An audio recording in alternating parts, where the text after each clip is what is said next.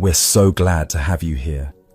Tonight, you will uncover life-changing Zen wisdom that has the power to set you completely free from the mental patterns that keep you trapped in endless loops of worry and restlessness.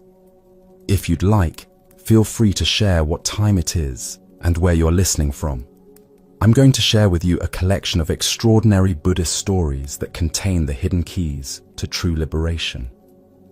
Each tale holds ancient secrets about breaking free from the chains of overthinking, the prison of perfectionism, and the exhausting cycle of always wanting more. These profound teachings have transformed countless lives across centuries, offering genuine freedom from the mental suffering that keeps so many of us awake at night. These aren't just stories, but carefully preserved wisdom from masters who discovered something beautiful, that the freedom you're seeking isn't found by changing your external world, but by transforming your relationship with your internal one. As Buddha taught, 3 things cannot be long hidden: the sun, the moon, and the truth. Tonight, you'll discover truths about your own mind that can change everything. As we move through these remarkable tales together, you'll feel something powerful beginning to shift within you. The tight grip of mental tension will start to release. The constant need to control and fix will begin to dissolve. You'll find yourself naturally settling into a state of deep understanding and genuine rest, the kind that comes from finally being free. So let yourself sink in completely now.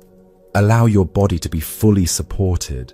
Take one deep breath with me, and as you release it, know that you're about to receive teachings that hold the power to set you free from patterns that have held you captive for far too long. Let us explore a story about the liberation found in losing what we think defines us. In ancient China, there lived a Zen master named Jikaku, who had spent 40 years in deep meditation and study. His reputation for wisdom spread across many provinces, and students traveled great distances through mountain passes and river valleys to learn from him. The monastery where he taught was renowned throughout the land, its gardens meticulously maintained, its halls filled with the soft murmur of contemplation. One morning, Jikaku woke up and could not remember his own name. He sat quietly for hours on his meditation cushion, searching his mind with growing bewilderment, but found only emptiness where his identity once lived. The weight of his reputation, his years of study, his accumulated knowledge, all of it seemed to have vanished like morning mist. Panicking, he called his senior disciple, a man who had served him faithfully for many years. "I have lost myself," Jikaku confessed, his voice trembling. "I cannot remember who I am. The great teacher Jikaku seems to have disappeared entirely." The disciple looked into his master's confused eyes and smiled with deep understanding. He bowed deeply, lower than he had ever bowed before. "Master, this is wonderful news. Today, you can finally begin to teach." Confused but trusting his disciple's wisdom, Jikaku spent that day interacting with visitors as a nameless person. Without the weight of his reputation pressing down upon his shoulders, without the burden of being the great master Jikaku, he spoke with unprecedented freshness. His words carried a lightness they had never possessed before. Students found themselves leaning forward, captivated by something entirely new in his teaching, a quality of authentic presence that had been hidden beneath layers of accumulated identity. By evening, his memory returned completely, like water flowing back into a dried riverbed. But something had fundamentally shifted within him. He had tasted the freedom of existing without the prison of identity, and the flavor was sweeter than anything he had ever known. From that day forward, Jikaku would periodically introduce himself to new students with different names, sometimes calling himself Nobody in Particular or the One Who Forgot. His teaching became legendary, not for its profundity, but for its startling simplicity. When asked about enlightenment, he would say with twinkling eyes, "First, become so much yourself that you disappear entirely. Then you can be of some use to others." The Buddha once said, "You are what you think. All that you are arises from your thoughts. With your thoughts, you make your world." What emerges from this story is a profound understanding of how our attachment to identity creates suffering. We spend our lives constructing elaborate self-concepts, our roles, achievements, reputations, and stories about who we are, then exhaust ourselves defending and maintaining these mental constructions. Why do we cling so desperately to our sense of self? Zen Buddhism explains that the ego mind constantly seeks security through definition. We believe that if we can just establish who we are clearly enough, if we can accumulate enough accomplishments or recognition, we will finally feel safe and complete. But this very effort to solidify the self creates a prison of expectations and limitations. Consider how much mental energy you spend each day maintaining your various identities. The successful professional who must never appear incompetent, the good parent who cannot show weakness, the spiritual seeker who must seem enlightened, the helpful friend who cannot say no. Each role becomes a cage, constraining our natural responses and authentic expression. The great Zen teacher Huang Po taught, "The foolish reject what they see, not what they think. The wise reject what they think, not what they see." When Jikaku lost his name, he gained direct access to his original nature, the awareness that exists before all labels and concepts. This is what Zen calls our original face, the essential being that needs no definition or achievement to be complete. In our modern world, we are constantly being asked to define ourselves. Social media profiles, job interviews, dating apps, networking events, all require us to package our identity into digestible categories. But notice what happens when you try to relax this constant self-definition. Perhaps in moments of deep absorption in nature, creative work, or intimate conversation, the sense of being a separate self temporarily dissolves. In these moments, life flows more naturally, spontaneously, joyfully. The Buddha understood that what we call self is actually a constantly changing stream of thoughts, sensations, emotions, and perceptions. There is no solid, unchanging entity at the center of this stream. Recognizing this truth doesn't diminish us. It liberates us from the exhausting project of maintaining a fixed identity. Zen Master Dogen wrote, "To study the Buddha way is to study the self. To study the self is to forget the self. To forget the self is to be actualized by myriad things. This forgetting is not unconsciousness, but a kind of awakened selflessness that allows life to express itself through us without the interference of ego-based agendas." Tonight, as you rest in the quiet darkness, can you sense the awareness that witnesses all your thoughts and experiences? This witnessing presence needs no name, no story, no accomplishments to validate its existence. It simply is. vast and peaceful and free. As the Buddha taught, in the end, just three things matter: how much you loved, how gently you lived, and how gracefully you let go of things not meant for you.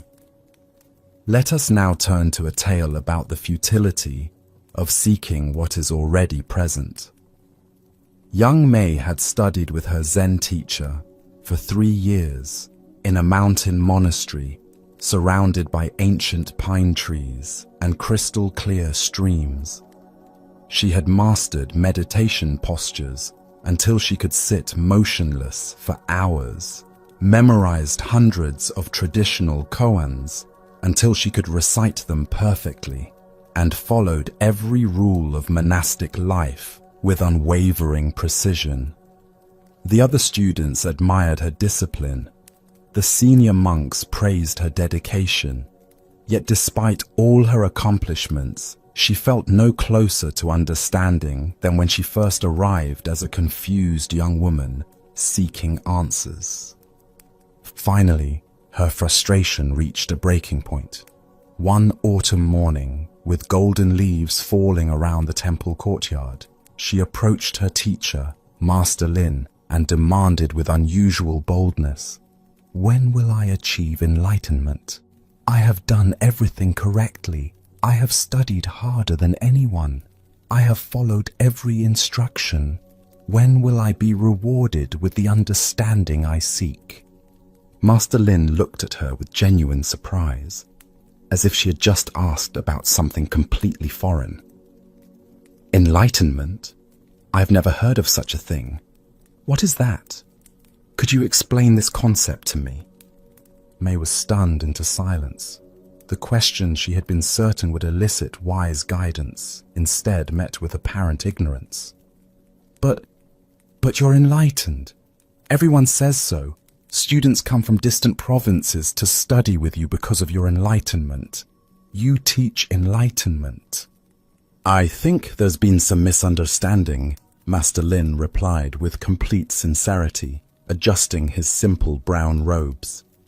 "I just sit when I sit, walk when I walk, eat when I eat, sleep when I'm tired. Some people find this interesting to watch, but I wouldn't call it anything special. It's simply what humans do naturally."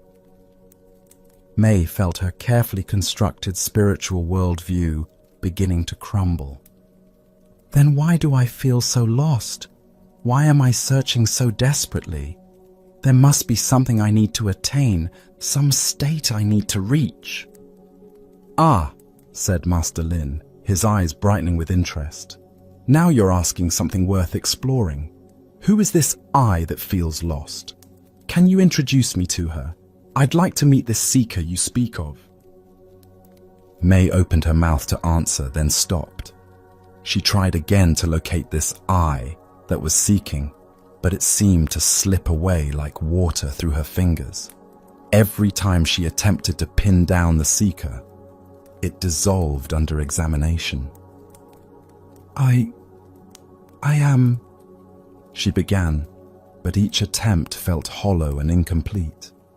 "The one who seeks enlightenment and the one who could become enlightened," Master Lin asked gently. "Are they the same person? Or perhaps there are two of you?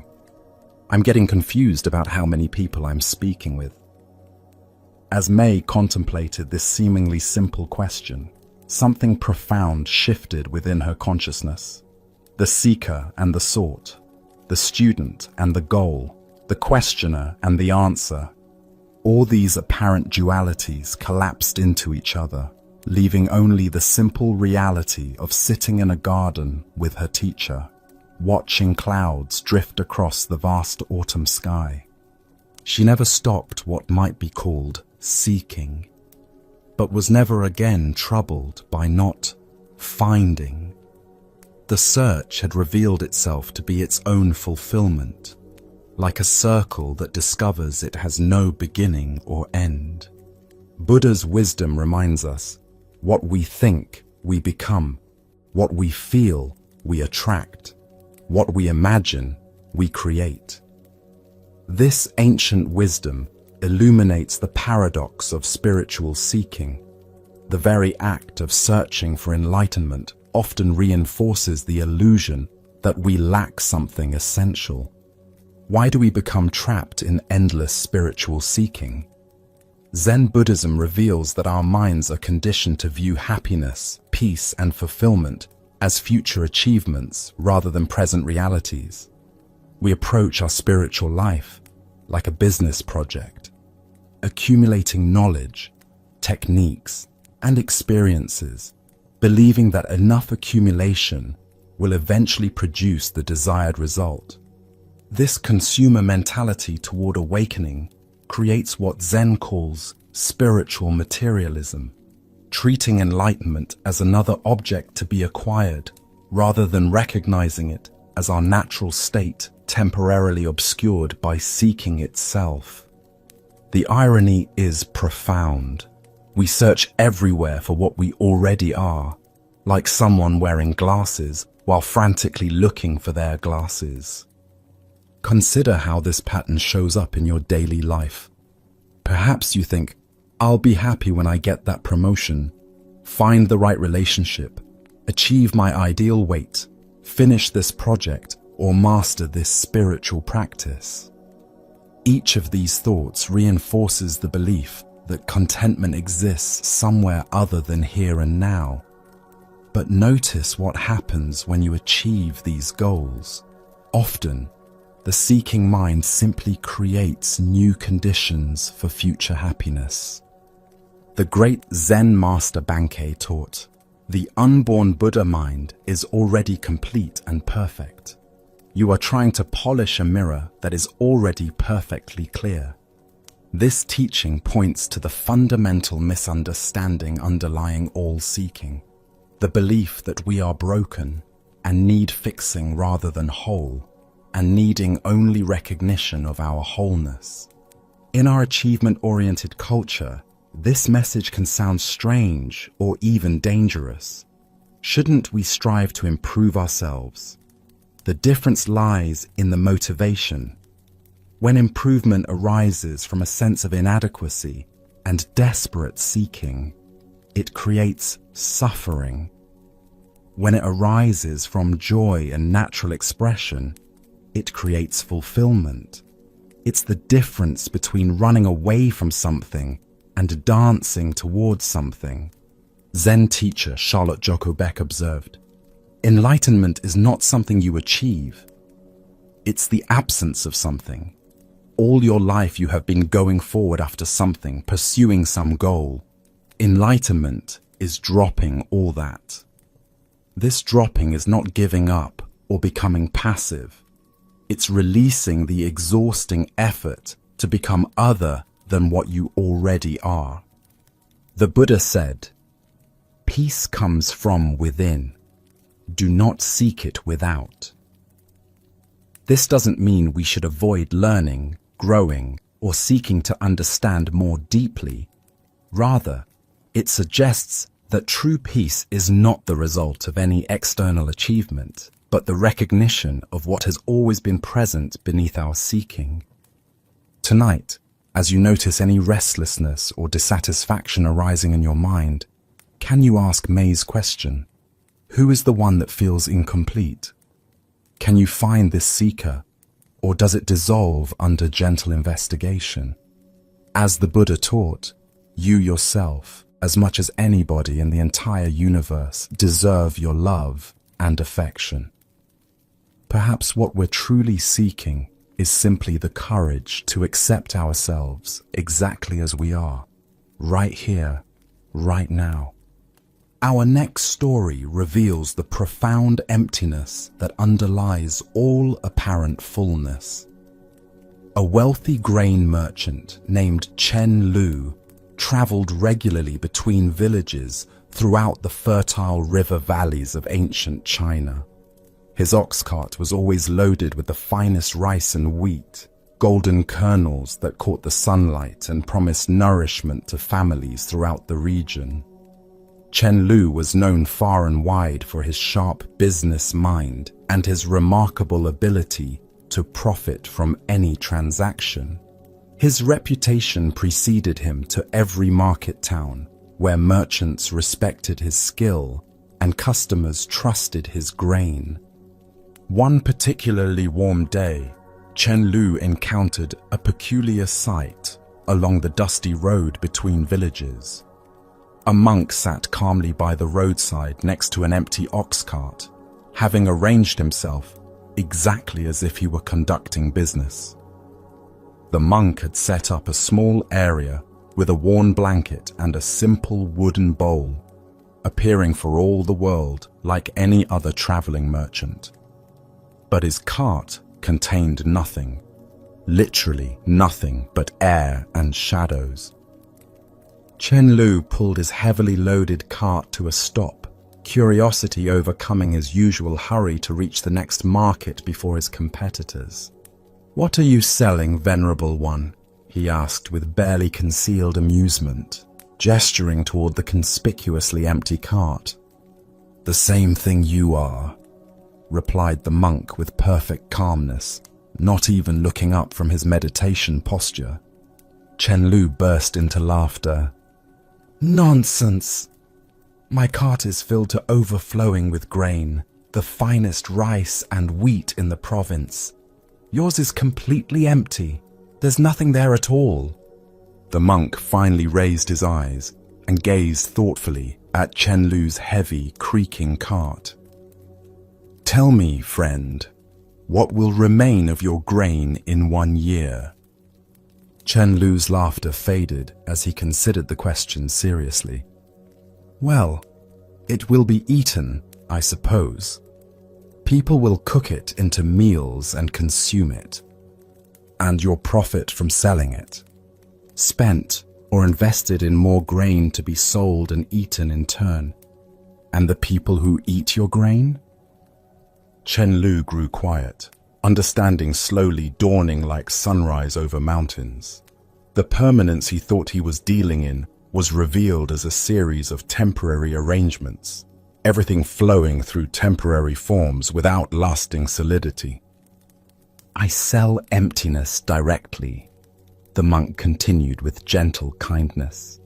"You sell it indirectly, dressed up in the appearance of substantial goods.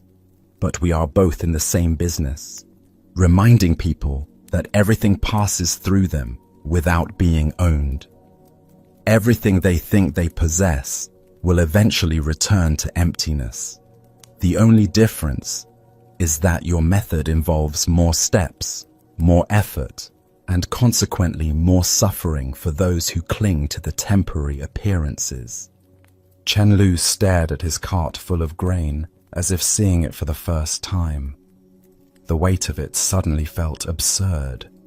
All this tremendous effort to move temporary forms from one place to another, like rearranging clouds in the sky.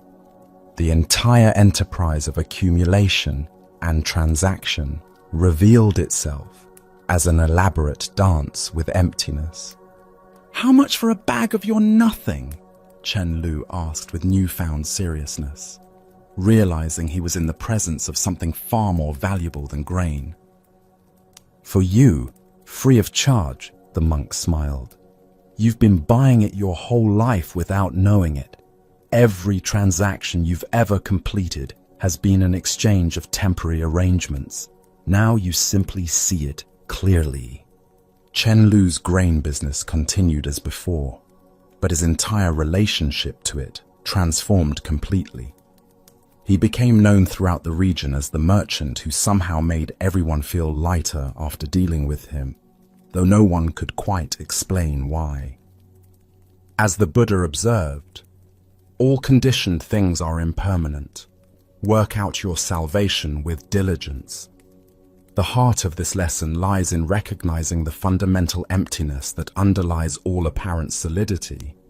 What we call things are actually processes, temporary arrangements of energy and matter that arise, persist briefly, and dissolve back into the vast emptiness from which they came. Why does this truth about emptiness feel so unsettling to our minds?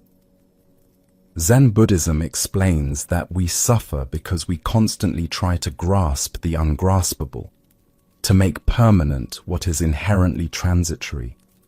We build our sense of security on the accumulation of things, relationships, achievements, and identities, not recognizing that all of these are like clouds, beautiful and real in their temporary manifestation, but ultimately insubstantial. Consider your own relationship to possessions and achievements. How much mental energy do you spend acquiring, maintaining, protecting, and worrying about losing the things you own? Your bank account, your reputation, your body, your relationships. All of these are like Chen-Lu's grain, real and valuable in their temporary form, but ultimately returning to emptiness. This recognition doesn't diminish the practical value of these things or suggest we should become careless with them. Rather, it frees us from the suffering that comes from clinging to them as if they were permanent sources of security. When we understand that everything is essentially on loan from the universe, we can enjoy and use what comes to us without the anxiety of permanent ownership. The Japanese aesthetic principle of mono, no aware, captures this beautifully, the bittersweet awareness of the impermanence of all things. Cherry blossoms are most beautiful precisely because they bloom briefly and then fall. Their transience doesn't make them less meaningful, it makes them infinitely precious.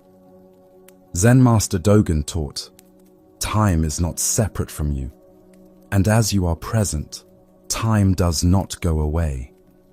When we truly understand emptiness, we realize that the present moment is the only thing we can ever actually possess, and even that is constantly flowing and changing. This leads to a paradox. By giving up our attempt to possess anything permanently, we gain access to everything temporarily. In our consumer culture, this teaching offers profound liberation.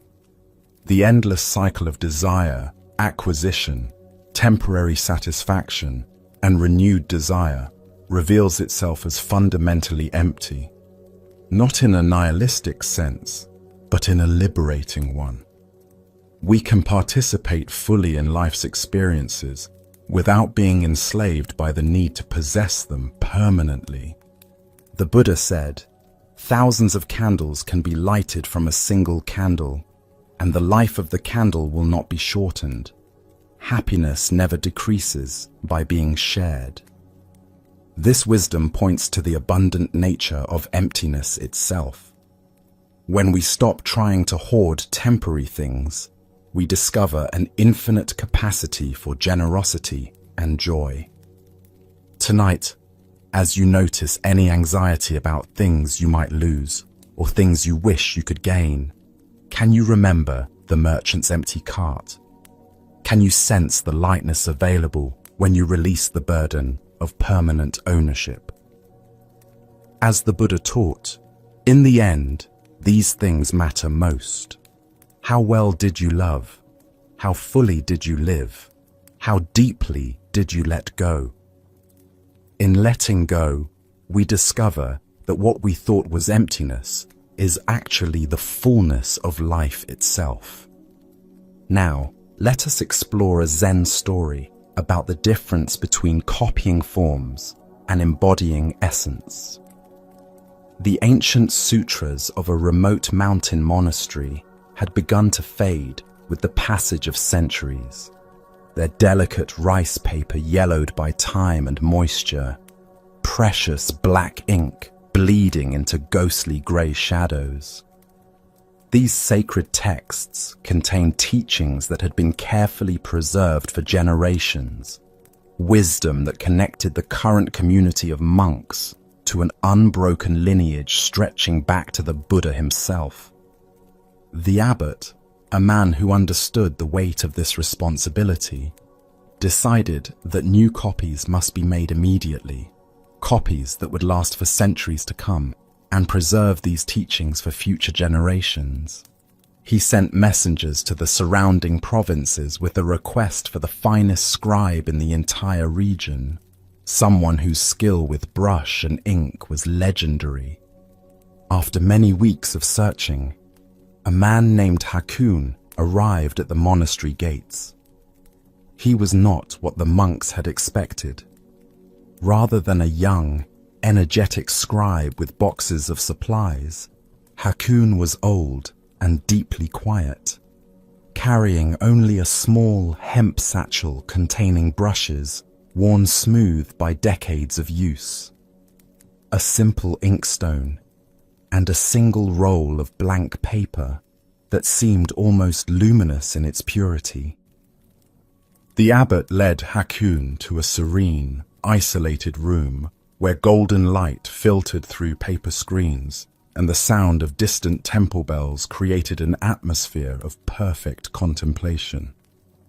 "Here is the original sutra," the abbot said with reverence, gesturing to the precious text resting on a wooden stand. "We will bring you food and water regularly. Please, venerable scribe, take all the time you need to create a perfect copy." Hakoon bowed deeply, entered the room with mindful steps, and gently slid the paper screen closed behind him. A week passed.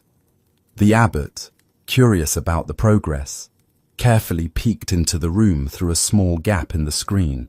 Hakoon was not writing. He sat in perfect meditation posture, his eyes closed, his breathing so quiet it was barely perceptible.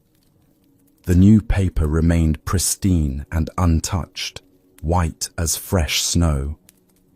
He must be preparing his mind and spirit for this sacred task, the abbot thought with understanding, and left him undisturbed. A full month passed. The abbot looked again with growing curiosity. The inkstone was completely dry, the brushes untouched and arranged exactly as they had been on the first day. Still, Hakoon sat in profound stillness. The abbot's curiosity was now mixed with concern, but he reminded himself that true masters work in mysterious ways. After 3 months of absolute silence from the room, the abbot's patience finally wore thin. He slid open the door with perhaps more force than necessary and entered with poorly concealed frustration. "Master Hakoon," he said, his voice tight with barely controlled exasperation. "You were hired to copy our precious sutra. The ink remains dry, the paper is still blank, and you appear to have done nothing at all. Have you made any progress whatsoever on the task we requested?" Hakoon slowly opened his eyes. They were as clear and deep as a mountain lake that has never been disturbed by wind. He looked directly at the abbot with profound compassion, then turned his gaze to the old faded sutra resting on its wooden stand.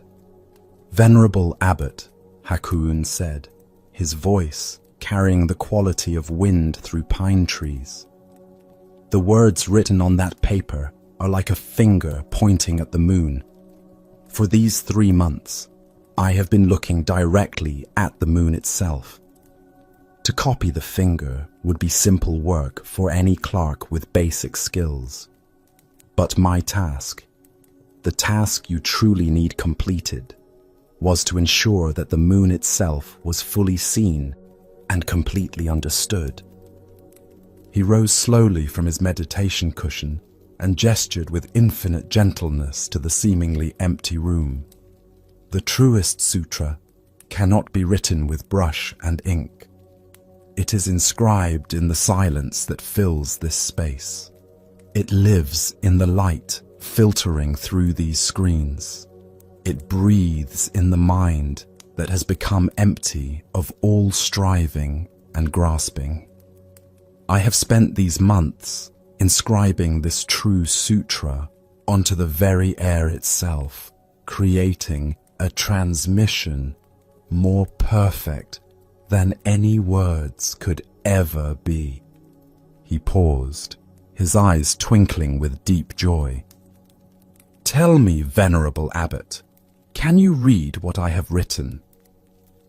The abbot stood in stunned silence, suddenly realizing that Hakoon had not been idle for a single moment. He had been creating the most perfect copy imaginable, not a reproduction of symbols, but a living embodiment of the very emptiness and presence that all the written words were pointing toward. Buddha's wisdom reminds us, do not believe in anything simply because you have heard it. But when you observe and analyze, and find that anything agrees with reason and is conducive to the good and benefit of one and all, then accept it and live up to it. This ancient wisdom illuminates our tendency to mistake the map for the territory, the description for the reality it describes. Why do we so often confuse form with essence? Zen Buddhism reveals that our minds naturally grasp onto concrete representations because they feel safer and more manageable than direct experience. Written teachings, rituals, techniques, and spiritual concepts give us something solid to hold on to in a world that is fundamentally fluid and mysterious. But this very grasping can prevent us from accessing the living reality that these forms are meant to transmit. Consider how this pattern manifests in your own spiritual or creative pursuits. Perhaps you collect books about meditation rather than sitting quietly. Maybe you learn about love through reading rather than opening your heart to those around you. Or you study techniques for happiness instead of simply noticing the joy that arises naturally in moments of presence. Each of these approaches has value, but they become obstacles when we mistake information for transformation. The great Zen teacher Huang Po taught, the foolish reject what they see, not what they think. The wise reject what they think, not what they see. Hakoon embodied this wisdom by rejecting the thought, I must copy these words, in favor of seeing directly what the words were pointing toward. He understood that the highest teaching is not contained in concepts, but in the very awareness that perceives all concepts. In our information-saturated culture, this lesson feels particularly relevant. We have unprecedented access to spiritual teachings, psychological insights, and wisdom traditions from around the world.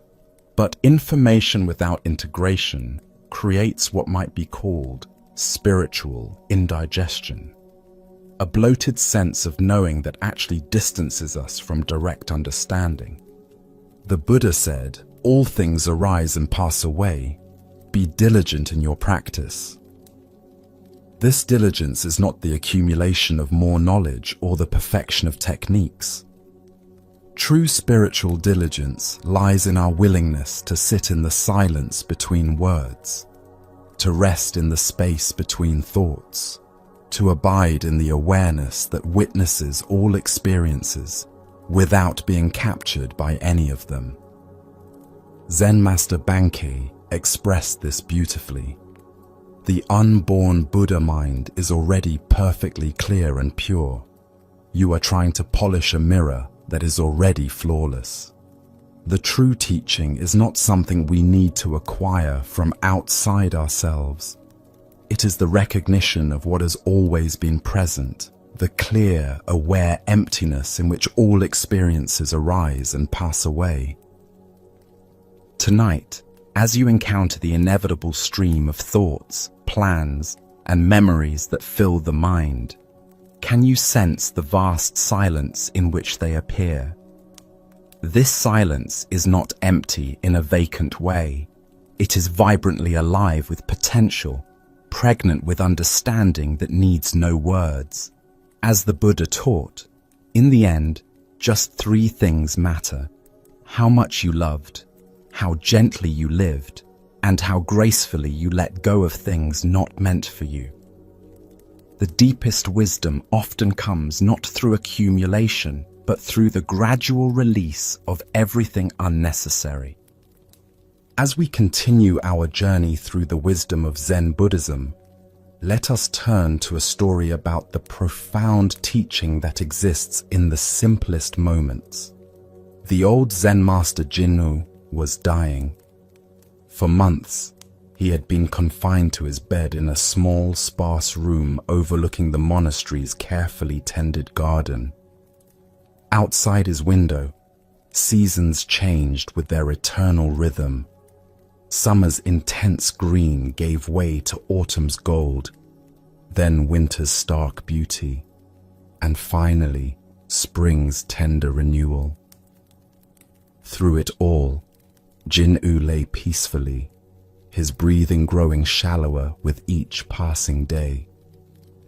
His disciples had gathered around him throughout these final months, hoping desperately for one last teaching, one final piece of wisdom that would guide them through the years to come. The air in the room felt heavy with expectation and barely contained grief. These devoted students had followed Jin-U for decades, studying his every gesture, memorizing his teachings, trying to understand the mysterious source of his profound peace. On what would be his final day, his senior disciple, a man who had served him faithfully for 40 years, knelt beside the narrow bed. This disciple had witnessed Jin-U teach thousands of students, had seen him guide seekers through the deepest questions of existence, had watched him demonstrate wisdom in countless ways, both subtle and profound. "Master," the senior disciple whispered, leaning close to Jin-U's ear, "you are leaving us soon. We can feel your spirit preparing for its journey. Please, before you go, share with us the most essential truth you have learned. What is the final teaching of Zen? What words will help us find our way without your guidance?" The other monks pressed closer, their faces etched with anticipation and sorrow. They expected perhaps a famous koan that would puzzle and inspire them for years. Maybe a profound verse about the nature of existence that they could recite in times of doubt. Or perhaps a cryptic phrase that would unlock some final mystery they had not yet penetrated. Master Jin-U's eyes, cloudy with age and approaching death, slowly fluttered open like butterfly wings. But he did not look at any of his devoted students. His weathered face turned toward the open window, and his nostrils flared slightly as he drew in the deepest breath his weakened lungs could manage. A faint smile touched his lips, as gentle as morning light on still water. He turned his head just slightly toward his students, and when he spoke, his voice was barely audible, like leaves rustling in a distant breeze. "Do you smell?" he whispered with his final breath. "The rain coming." And then his eyes closed forever, his spirit dissolving back into the vast mystery from which all life emerges. The monks sat in stunned silence. The smell of rain? After all their years of deep study and spiritual discipline, this was the ultimate teaching? Some felt disappointed, others confused, a few even slightly betrayed. But the senior disciple remained kneeling beside his master's still form. Something in the simplicity of those final words called to him with unmistakable authority. Slowly, he closed his own eyes and breathed in deeply, just as Jin-U had done. And suddenly, he sensed it, the faint, earthy fragrance of ozone and moist dust that appears in the air just before a storm arrives. The entire world outside the room, a world they had completely forgotten, in their grief and desperate seeking for profound teachings. In that moment of simple sensory awareness, the deepest understanding dawned. The final teaching was not a concept to be memorized or analyzed. It was an invitation to be fully present to the immediate, unfiltered reality of this very moment. To abandon the endless search for ultimate answers and simply awaken to the miracle of direct experience that is always available. A few moments later, the first drops of rain began to fall on the temple roof with soft, rhythmic music that seemed to confirm the master's final gift. The Buddha taught, "The past is gone, the future is not yet here, and if we do not go back to ourselves in the present moment, we cannot be in touch with life." Here we discover the ultimate simplicity that underlies all spiritual seeking. The recognition that wisdom is not found in complex teachings, but in the immediate intimacy with whatever is arising right now. Why do we overlook the profound teachings available in simple sensory experience?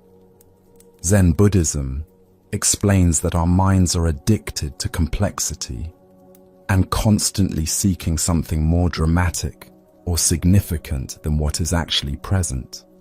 We believe that true wisdom must be difficult to understand, that enlightenment requires years of study and mysterious insights. But the deepest teachings often come disguised as ordinary moments that we dismiss as insignificant. Think about your own relationship to the present moment. How often do you notice the quality of light in your room, the sounds surrounding you right now, the sensations in your body, or the rhythm of your breathing? These simple experiences are constantly offering teachings about impermanence, interconnection, and the miraculous nature of existence. But we miss them while searching for something more exotic or profound. The smell of rain represents all the subtle invitations to presence that life offers us continuously. The warmth of sunlight on your skin, the taste of water when you're truly thirsty, the sound of wind in trees, the feeling of your feet touching the ground. These experiences don't require interpretation or analysis. They simply ask us to be fully here with what is happening. Zen teacher Thich Nhat Hanh wrote, "The present moment is the only time over which we have dominion." When Jin-U directed his students' attention to the approaching rain, he was pointing them toward their own capacity for immediate, direct awareness. This awareness doesn't need to be developed or improved. It simply needs to be recognized and trusted. In our achievement-oriented culture, this teaching can feel almost too simple to be valuable. We're conditioned to believe that anything worthwhile requires effort, complexity, and time to develop. But the deepest spiritual truths are often hidden in plain sight, available through the simple act of paying attention to what is already here. The Buddha said, "If you want others to be happy, practice compassion. If you want to be happy, practice compassion." This happiness is not found in future attainments, but in the compassionate attention we bring to each moment of our experience. When we truly smell the rain, see the light, feel our breath, we touch something that needs no improvement or explanation. Tonight, as you prepare for sleep, can you follow Jin-U's final teaching? Perhaps notice the weight of your body against the bed, the temperature of the air on your skin, or the sounds that surround you in the darkness. These simple experiences are offering the same profound teaching that took Jin-U 40 years to fully embody. The recognition that this moment, exactly as it is, contains everything we have ever been seeking. As the Buddha taught, peace comes from within. Do not seek it without. The rain is always coming if we have eyes to see and noses to smell. As we continue our journey through the wisdom of Zen Buddhism, we encounter a teaching about the futility of comparison and the trap of spiritual pride. This is shame on you. In the quiet corridors of a mountain monastery, an aging Zen master sat facing a monk who had come seeking guidance about his spiritual progress.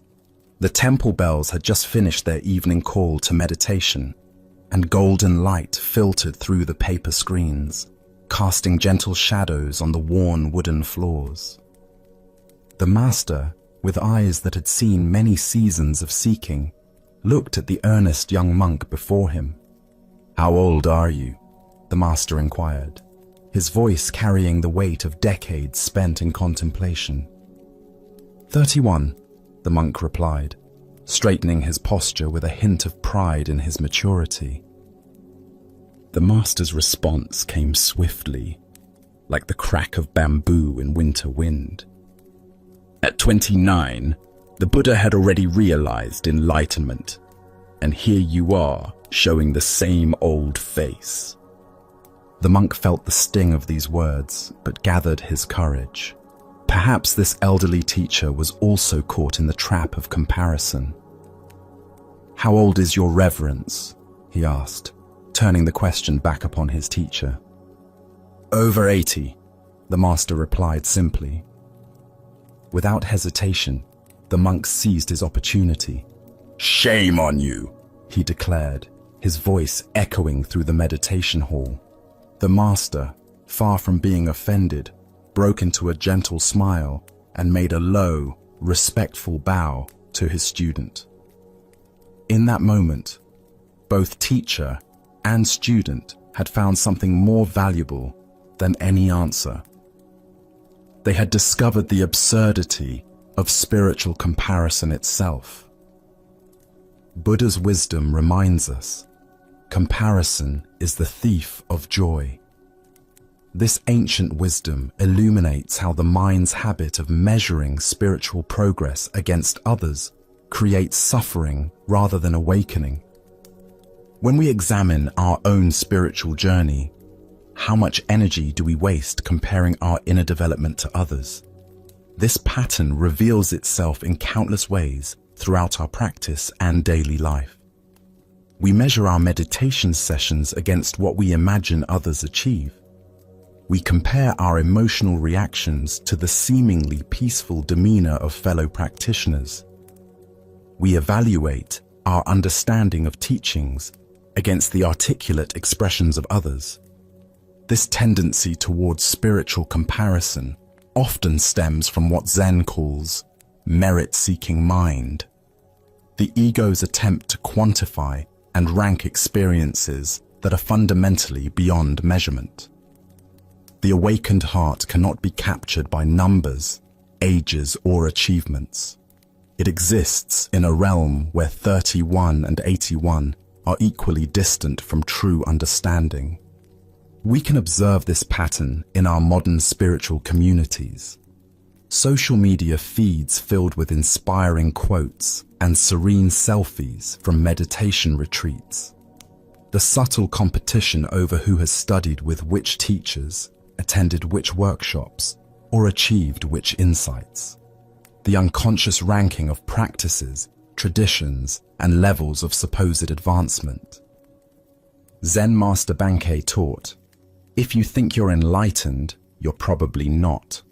If you think you're not enlightened, you're probably not.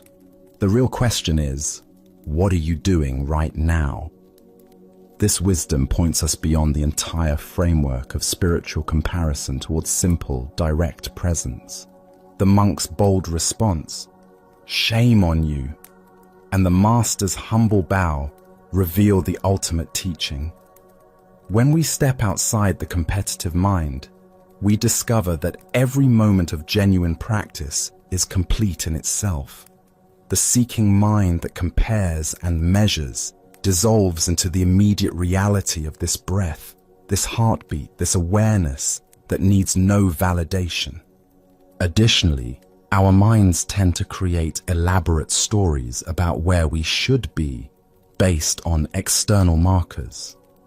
If we've been meditating for 5 years, we should be calmer. If we've read dozens of spiritual books, we should be wiser.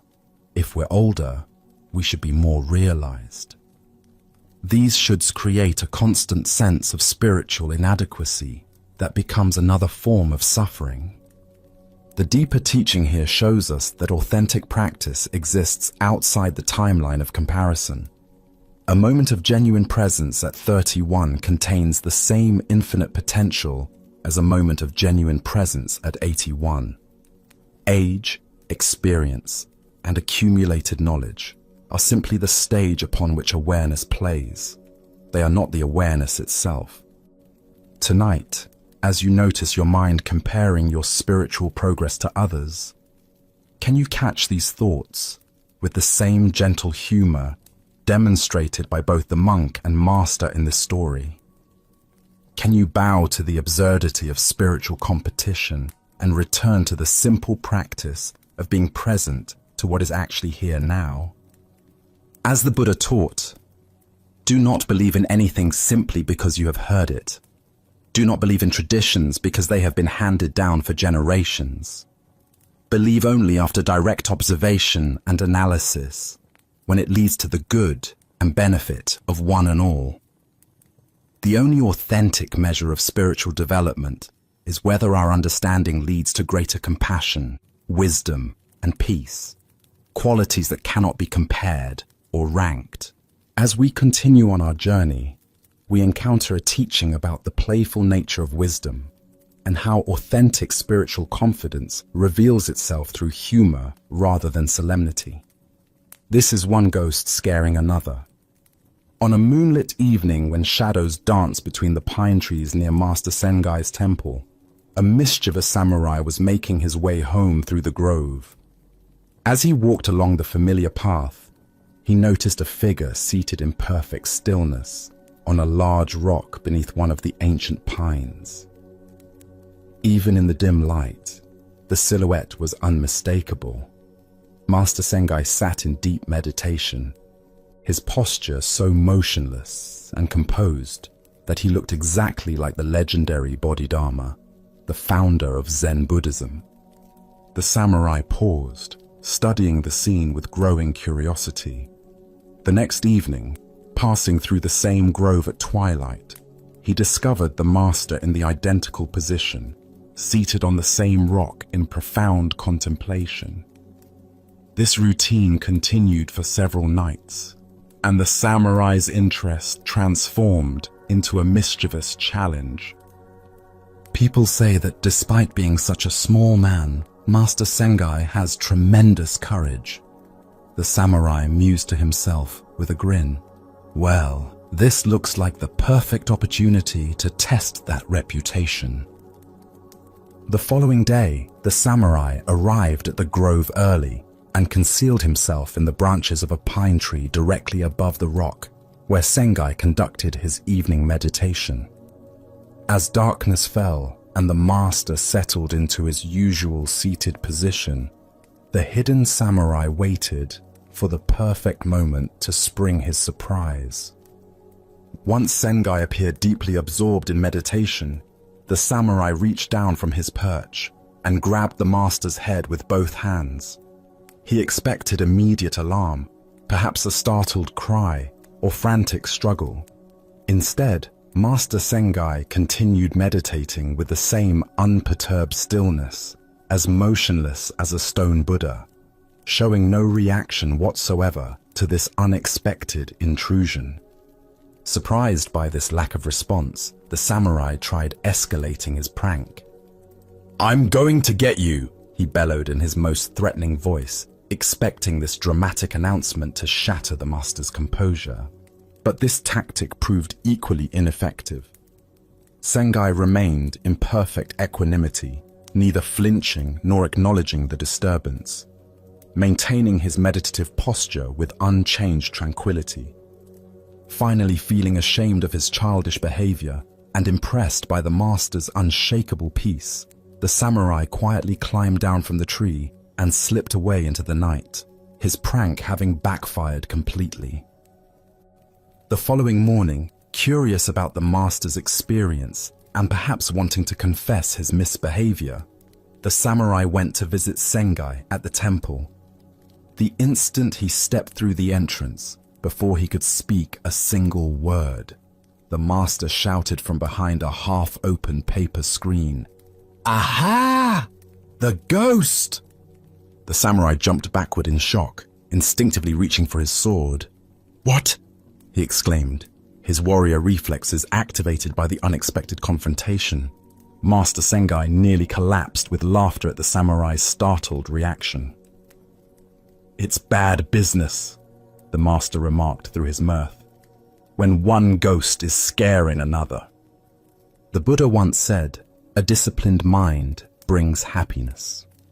The deeper teaching here shows us how true equanimity expresses itself, not through rigid seriousness, but through the kind of inner freedom that allows for spontaneous humor and playful wisdom. This ancient wisdom illuminates the difference between authentic spiritual confidence and the heavy, solemn persona many people adopt when they think they're being spiritual. Master Sengai's complete calmness during the samurai's prank wasn't the result of suppressing his natural responses.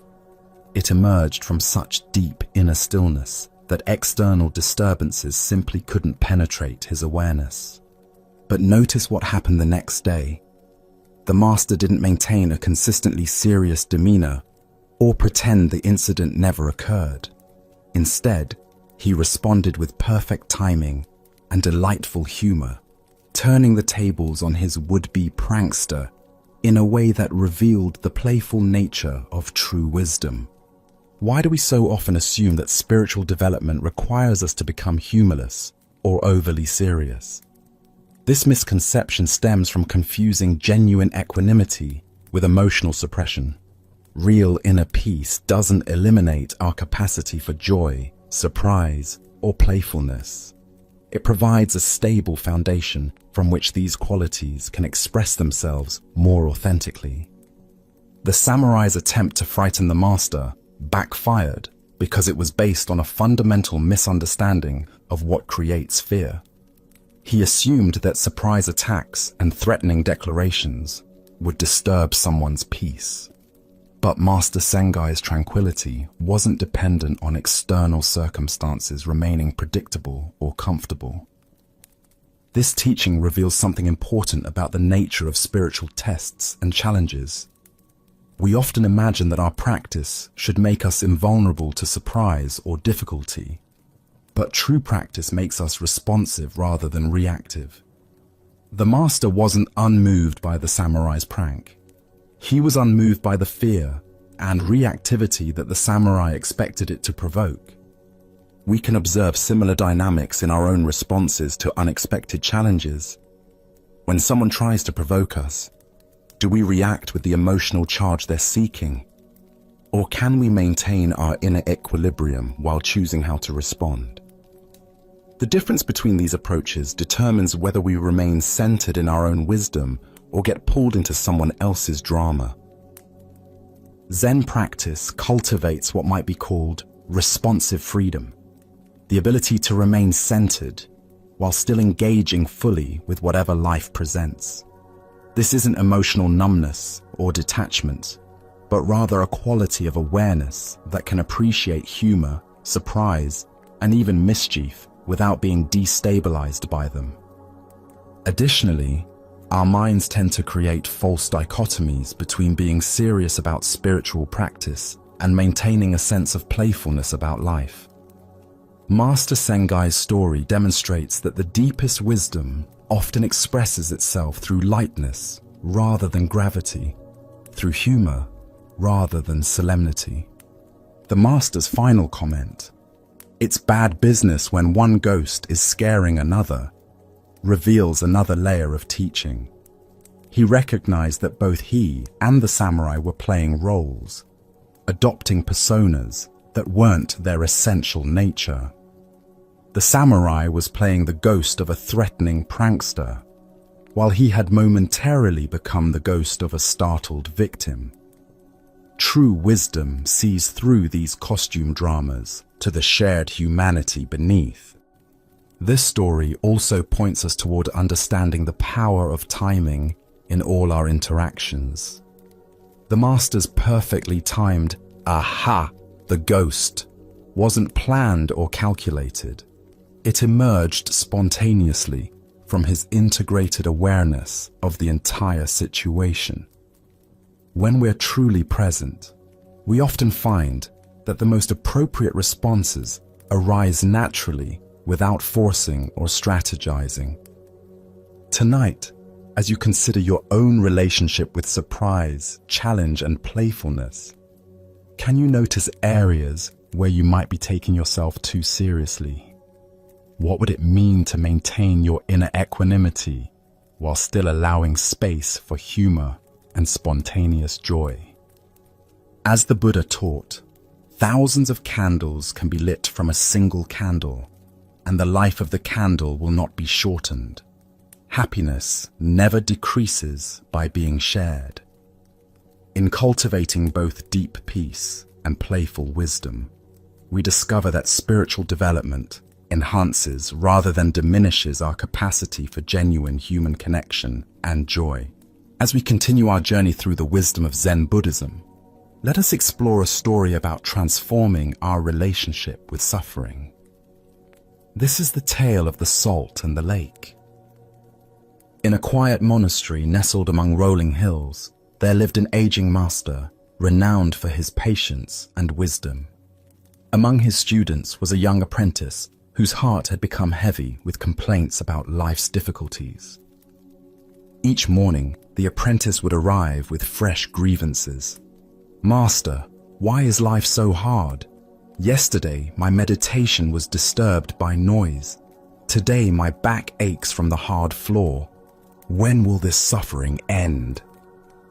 His voice carried the weight of someone who had catalogued every small discomfort until they had grown into an overwhelming burden. The master listened with infinite patience, but as days turned to weeks, he recognized that words alone would not shift his student's perspective. One crisp morning, as golden sunlight streamed through their simple dwelling, the master made an unusual request. "My dear student," he said gently, "I need you to go to the kitchen and bring me some salt. Just a handful will suffice." The apprentice, puzzled by this simple task, nonetheless obeyed. He returned with cupped palms containing coarse white crystals. "Now," the master instructed, producing a small glass of water, "place all of that salt into this glass and drink it." The young man hesitated. "Master, that seems like far too much salt for such a small amount of water." "Trust the process," the master replied. "Drink." The apprentice poured the salt into the glass, watching the crystals dissolve into a cloudy, unappetizing mixture. He lifted it to his lips and took a large gulp, immediately grimacing as the intensely bitter taste filled his mouth. "How does it taste?" the master asked. "Bitter," the apprentice spat. "Terribly, overwhelmingly bitter. I can barely stand it." The master chuckled softly. "Excellent. Now bring that same amount of salt and come with me." Together, they walked in contemplative silence until they reached the shores of a pristine mountain lake. The water stretched before them like a mirror, reflecting the sky so perfectly that it was difficult to tell where earth ended and heaven began. "Now," the master said, "place this handful of salt into the lake." The apprentice waded into the shallow water and opened his hands, watching as the salt crystals scattered across the lake's surface, quickly dissolving without leaving any visible trace. "Drink from the lake," the master instructed. The young man cupped the lake water in his hands and brought it to his lips. The water was clean, refreshing, with the pure taste of mountain streams. "How does it taste?" the master asked. "Much fresher," the apprentice replied, genuinely surprised. "Clean and pure." "Do you taste the salt?" the master inquired gently. The student paused, paying careful attention. "No," he said slowly. "I don't taste any salt at all." The master sat beside his student on a smooth stone at the water's edge. His weathered hands reached out to clasp the young man's hands in profound tenderness. "My dear student," the master said, "the pain of life is pure salt, no more, no less. The amount of pain in existence remains constant, but the amount of bitterness we experience depends entirely on the container we put that pain into." The apprentice listened with new understanding. "When you are in pain," the master continued, "the only thing you can truly control is your response. You can choose to be a small glass where every grain of salt overwhelms your senses, or you can choose to enlarge your sense of things to become like this vast lake where the same salt dissolves harmlessly into something much greater." The master paused. "Stop being a glass, my friend. Become a lake. The Buddha once said, 'Pain is certain, suffering is optional.' This fundamental teaching reveals the heart of our relationship with difficulty.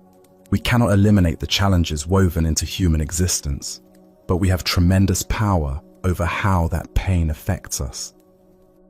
What emerges from this story is understanding about consciousness itself. Our awareness is not fixed in size. It can contract into the narrow confines of a glass, where every difficulty looms enormous, or it can expand into the spaciousness of a lake, where the same difficulties become manageable. Why do we often choose to be the glass rather than the lake? First is our tendency toward pain myopia, becoming so focused on discomfort that it fills our entire awareness. Second is our habit of story proliferation, taking a single, painful event and creating elaborate narratives about how unfair life is. Third is the comparing mind, measuring our pain against an imaginary standard of how life should be. The lake perspective doesn't minimize genuine pain or suggest passivity. Rather, it offers a skillful way of relating to inevitable challenges that doesn't compound them with unnecessary suffering. From lake consciousness, we can respond to problems more creatively because we're not overwhelmed. Zen master Thich Nhat Hanh taught, "Thanks to impermanence, everything is possible." From the lake perspective, we remember that everything arises and passes away within the vast space of awareness. Today's crisis becomes tomorrow's memory. We become a lake through practices that naturally expand awareness. Meditation teaches us to rest in spacious presence. Gratitude helps us notice experiences beyond immediate difficulties. Service reminds us that our pain is part of shared human experience. Tonight, as you reflect on current challenges, can you sense the difference between experiencing them from glass consciousness versus lake consciousness? What would it feel like to allow your awareness to expand beyond the immediate intensity of difficulties to include the vast context of this moment? As the Buddha taught, if you want to know your mind, sit down and observe it. If your mind is clear, happiness will come. The clarity he speaks of is not the absence of salt, but the spaciousness to hold it skillfully. In becoming lakes rather than glasses, we discover that pain can become a gateway to deeper compassion and freedom. Our next story reveals the difference between technical mastery and true mastery of oneself. This is the lesson of the archer and the bridge. A young man had devoted years to perfecting his skill with the bow and arrow. Day after day, he practiced in all weather conditions, his dedication absolute, his focus unwavering. His technique became flawless, his aim so precise that he rarely missed his target, even at great distances. Word of his remarkable ability spread throughout the region, and he began winning archery contests one after another, each victory feeding his growing pride and confidence. Flush with success, and perhaps a bit intoxicated by his own reputation, the young archer decided to seek out the ultimate challenge. He had heard whispered stories of an old Zen master who lived high in the mountains, a man renowned not only for his spiritual wisdom, but also for his legendary skill with the bow. I will challenge this old master, the young man thought, and when I defeat him, everyone will know that I am the greatest archer in all the land. He found the master's simple dwelling and issued his challenge with the confidence of youth. "Old man," he said, perhaps more boldly than was respectful, "I have heard of your reputation with the bow. I challenge you to demonstrate whether your skill can match mine." The master, ancient eyes twinkling with quiet amusement, simply nodded his acceptance. The young archer immediately set up his demonstration. He selected a target at a considerable distance, drew his bow with practiced precision, and let loose his arrow. It flew straight and true, striking the exact center of the bullseye with a satisfying thud. Without pausing, he notched a second arrow, drew, aimed, and fired again. This arrow split the first arrow down its center, a feat of such technical brilliance that few archers in the world could have accomplished it. The young man turned to the master with obvious satisfaction, his chest puffed with pride. "There," he said, gesturing toward his perfect demonstration. "Let's see if you can match that display of skill." The old master looked at the target, then at the young man, and smiled gently. But instead of drawing his own bow, he simply motioned for the archer to follow him. "Come," he said quietly, "let us find a more suitable place for this demonstration." Curious about what the old man had in mind, and confident that no location could diminish his superior abilities, the young archer followed the master up a winding mountain path. They climbed higher and higher, the air growing thinner, the path more treacherous, until finally they reached a place where the mountain was split by a deep chasm. Spanning this terrifying gap was a single fallen log, weathered and narrow, that served as a bridge between the two sides. Far below, so far that the bottom disappeared into shadow, the chasm yawned like a hungry mouth. The slightest misstep would mean certain death. Without a word, the old master calmly stepped out onto this precarious bridge. His movements were unhurried, graceful, completely at ease despite the mortal danger. When he reached the center of the log, where it sagged slightly and swayed with his weight, he paused and turned to face a distant tree on the far side of the chasm. Drawing his bow with the same casual precision he might use in his own garden, the master took aim and released his arrow. It flew across the void and struck the distant tree with a clean, direct hit. Not necessarily more accurate than the young man's shots, but accomplished under conditions that would challenge even the most seasoned warrior. The master then gracefully stepped back onto solid ground and gestured toward the log bridge. "Now it is your turn," he said simply. The young archer approached the edge of the chasm and looked down into the seemingly bottomless abyss. His mouth went dry, his palms began to sweat, and his legs trembled beneath him. The very thought of stepping onto that narrow, unstable bridge filled him with paralyzing terror. The technical skill that had made him so confident suddenly seemed irrelevant in the face of this primal fear. He tried to force himself forward, but his body refused to obey. His hands shook so violently that he couldn't even grip his bow properly, much less aim with any precision.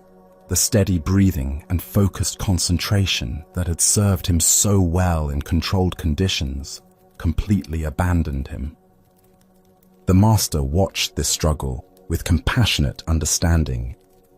"You have developed great skill with your bow," he observed gently, "but you have little skill with the mind that lets loose the shot." As the Buddha taught, the mind is everything. What you think, you become. This ancient wisdom illuminates the difference between mastery of technique and mastery of the mind that employs the technique. Why do we so often mistake technical proficiency for true mastery?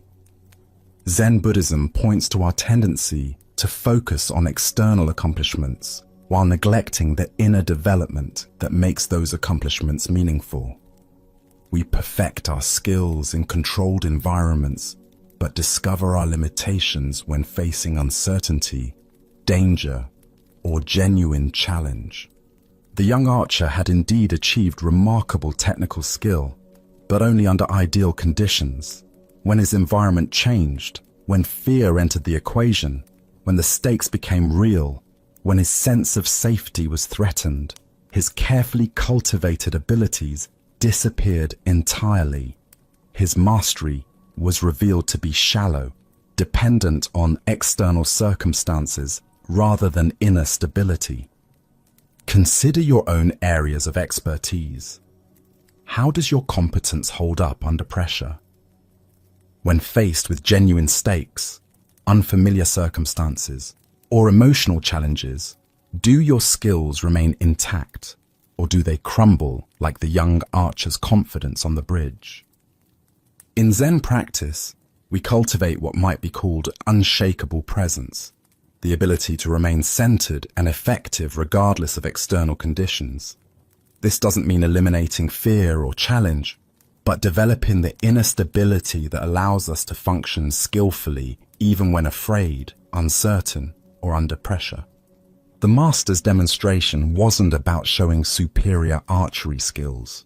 It was about revealing the profound difference between skill that depends on perfect conditions and skill that emerges from inner mastery.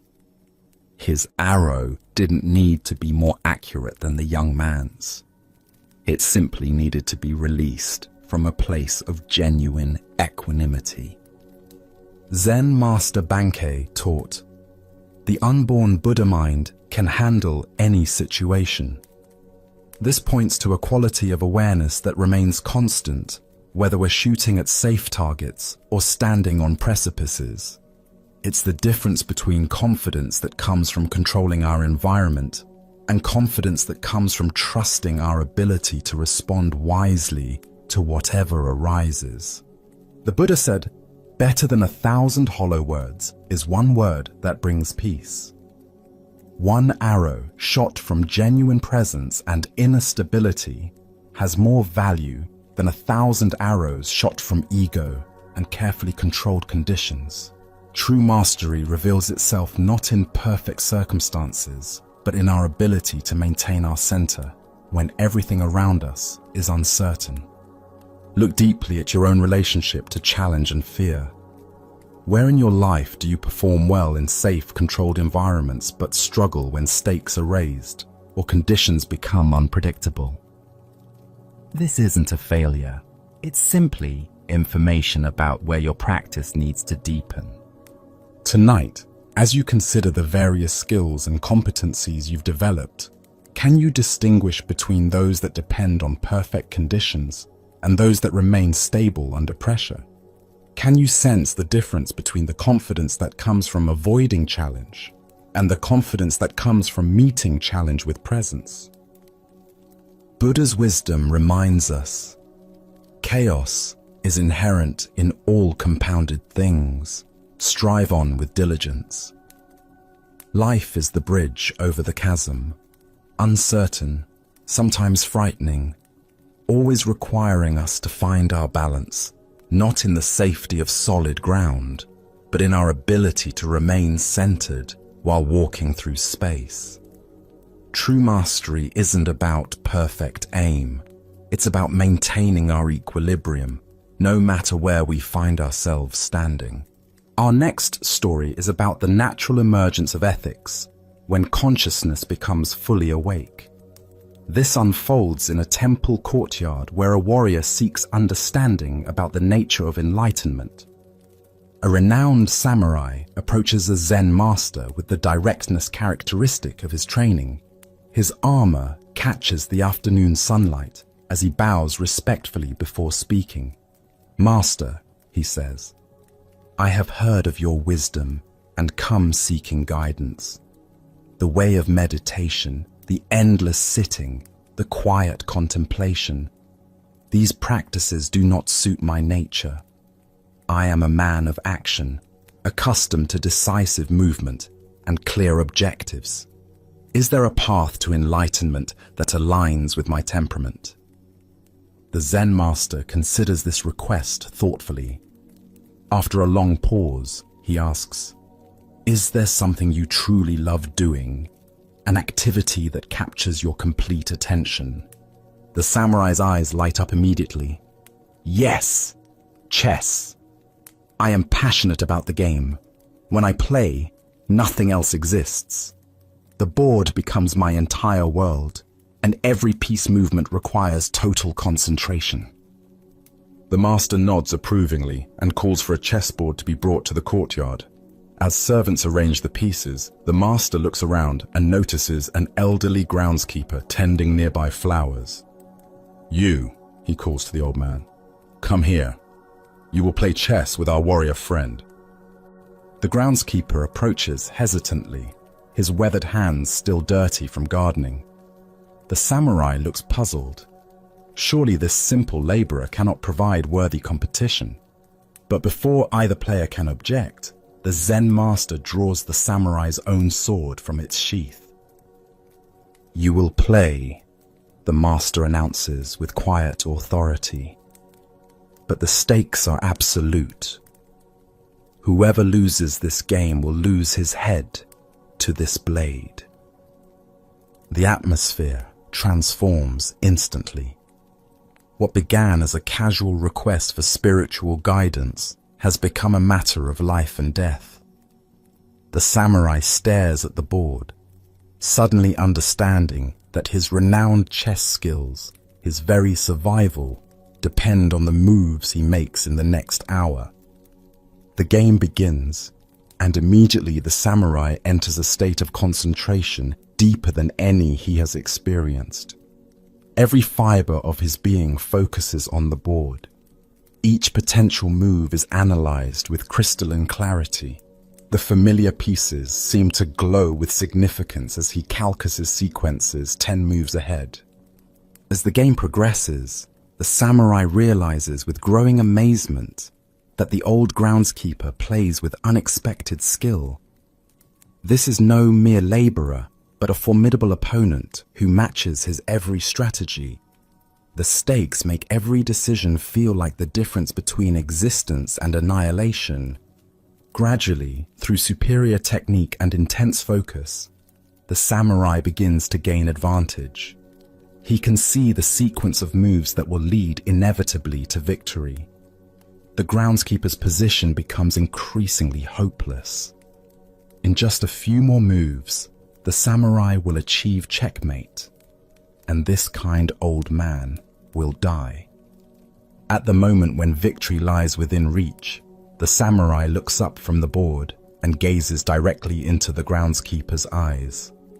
He sees no fear there, only gentle acceptance and a quality of kindness that has persisted even under the shadow of death. In that instant, something shifts in the warrior's consciousness. Despite his survival instinct, despite his training, despite having earned his victory through superior skill, the samurai finds himself unable to make the winning move.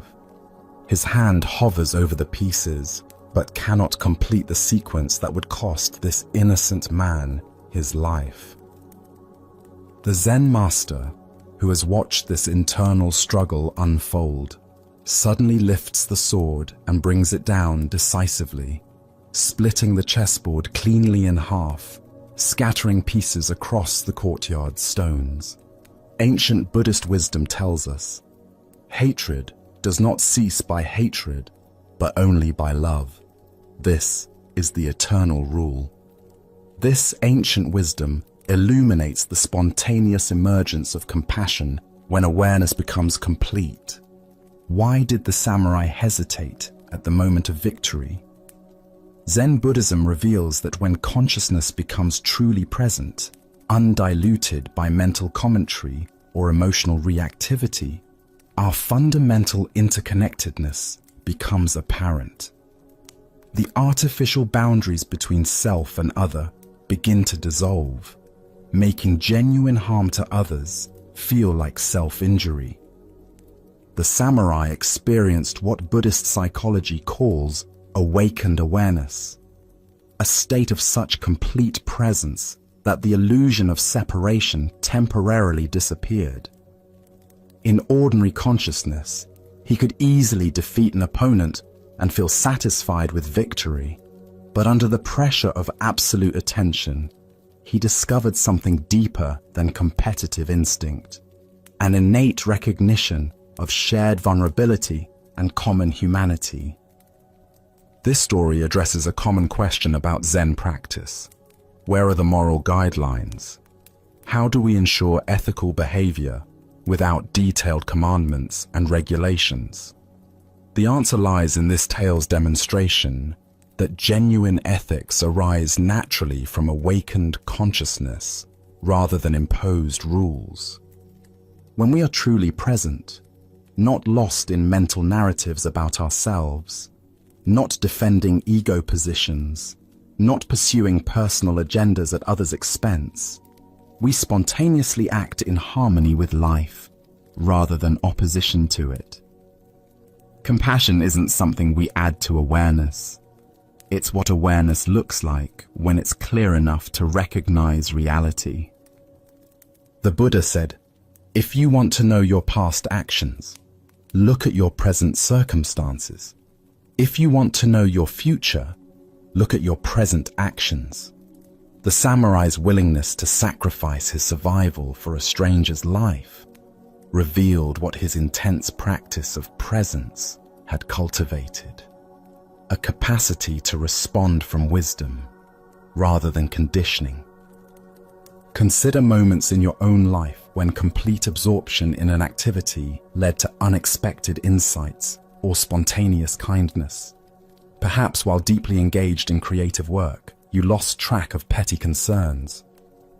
Maybe during intense physical challenge, your usual mental chatter quieted and clearer perception emerged. The chess game represents any activity that demands total presence.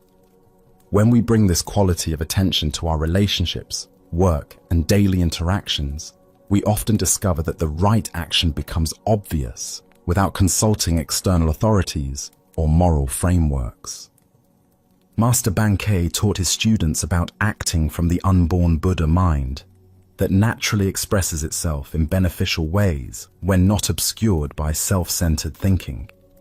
This isn't about forcing ourselves to be good, but about removing the barriers to our innate wisdom and compassion. The Zen master's decision to split the board, rather than let either person die, points to transcendent solutions that become visible when we move beyond dualistic thinking. Life rarely presents us with pure either-or choices. More often, presence-based awareness reveals creative alternatives that honor everyone's welfare. Tonight, as you encounter moments requiring ethical choices, can you pause long enough to access the clarity that emerges when you're truly present? Perhaps you'll discover that the guidance you seek already exists within the stillness that lies beneath your mental agitation. As the Buddha taught, when you realize how perfect everything is, you will tilt your head back and laugh at the sky. This includes the perfect wisdom that emerges when consciousness becomes clear enough to see beyond the illusion of separation. Let us continue on our journey with a story about the intensity required for genuine spiritual awakening. This is the tale of the drowning lesson. Beside a crystal-clear mountain river, where water flowed over smooth stones with the endless song of moving current, a hermit had established his practice. For years, he had lived in solitude, finding in the rhythm of flowing water and changing seasons a perfect mirror for the movements of his own consciousness. One morning, as golden sunlight filtered through the canopy and the air carried the fresh scent of mountain laurel, a young man approached the hermit's simple dwelling. The seeker had traveled far, his clothing dusty from the journey, his face earnest with spiritual longing. "Master," the young man said, bowing respectfully, "I wish to become your disciple." The hermit looked up from his contemplation, studying the newcomer with eyes that had grown accustomed to reading the subtle signs of genuine versus superficial spiritual interest. "Why?" the hermit replied simply. The young man paused, considering his answer carefully. "Because I want to find God," he said finally, believing this to be the most noble response. What happened next took the seeker completely by surprise. Without warning, the hermit sprang to his feet, grabbed the young man by the scruff of his neck, and dragged him toward the river. Before the stunned visitor could protest, he found himself being pushed into the clear, cold water. The hermit's strong hands forced the young man's head beneath the surface and held him there. Panic set in immediately. The seeker's lungs began to burn as his oxygen depleted. He kicked and struggled with increasing desperation, his arms flailing as he fought to break free. Every second felt like an eternity as his body screamed for air. Nothing existed except the urgent, overwhelming need to breathe. After what seemed like a lifetime but was probably only a minute, the hermit finally pulled the gasping young man up out of the water. The seeker coughed violently, water streaming from his nose and mouth, as he struggled to fill his lungs with precious air. His entire body shook from cold, shock, and the aftermath of near drowning. When his breathing finally normalized, the hermit spoke again, his voice carrying a different quality, still gentle, but charged with unmistakable intensity. "Tell me," he said, watching the young man's face carefully, "what did you want most of all when you were underwater?" The answer came without hesitation, raw and honest. "Air." The hermit nodded slowly, satisfied that his lesson had found its mark. "Very well," he said. "Go home and come back to me when you want God as much as you just wanted air." Without another word, the hermit turned and walked back to his place of meditation, leaving the dripping, shaken young man to contemplate the profound teaching he had just received. Buddha's wisdom reminds us, thousands of candles can be lighted from a single candle, and the life of the candle will not be shortened. Yet this wisdom must be ignited by genuine spiritual fire, not merely intellectual interest. The hermit's dramatic teaching illuminates the difference between casual spiritual curiosity and the total commitment that authentic awakening requires. What emerges from this story is recognition that spiritual seeking demands the same intensity and urgency we naturally bring to physical survival. The young seeker thought he wanted God, but his desire was still within the realm of preference rather than necessity. He wanted spiritual awakening as an addition to life rather than as life itself. Why do we approach spiritual development with tentative commitment? First is our attachment to comfort and the familiar. Genuine transformation requires letting go of who we think we are, which the ego experiences as death. Second is our misunderstanding of what spiritual seeking entails. Popular culture presents awakening as a pleasant expansion, but traditional teachings describe it as a dismantling of illusion. Third is our tendency to compartmentalize spirituality as one area among others, rather than a complete reorientation of our relationship to existence. Consider how this plays out in contemporary seeking. We collect techniques like trophies, jumping from meditation retreats to healing workshops to consciousness conferences, accumulating experiences without allowing any single practice to fundamentally transform us. We want the insurance policy of spiritual development without paying the premium of total dedication. The drowning experience represents what mystics call the dark night of the soul, moments when our usual sources of identity and security are stripped away. In such moments, we discover what we truly value most deeply. This is the quality of desire that spiritual awakening requires. Zen teacher Charlotte Joko Beck wrote, "Practice is not about achieving some special state. Practice is about being willing to die to who you think you are." The hermit's lesson brought the young seeker face to face with this death-like quality of authentic spiritual work. This intensity doesn't mean spiritual practice should be grim. Rather, it means bringing the same passionate engagement to inner development that we naturally bring to whatever we value most deeply. A musician practicing for Carnegie Hall, a scientist pursuing a breakthrough, all demonstrate the focused dedication that spiritual awakening requires. The river represents the flow of ordinary consciousness, where we spend most of our time skimming along the surface. Being pushed underwater symbolizes the necessity of going deeper into the unconscious patterns that actually govern our lives. This depth work requires the same survival level intensity the seeker experienced when deprived of air. Tonight, as you consider your own spiritual aspirations, can you honestly assess the quality of your desire? Is your seeking driven by curiosity and preference, or by necessity? What would it mean to want truth as much as you want your next breath? As the Buddha taught, the way is not in the sky, the way is in the heart. The path to awakening lies not in accumulating more spiritual experiences, but in bringing the totality of our being to whatever practice we choose. Let us now turn to a tale of a young monk who believed he had failed in his spiritual journey. This is the story of the Golden Wake.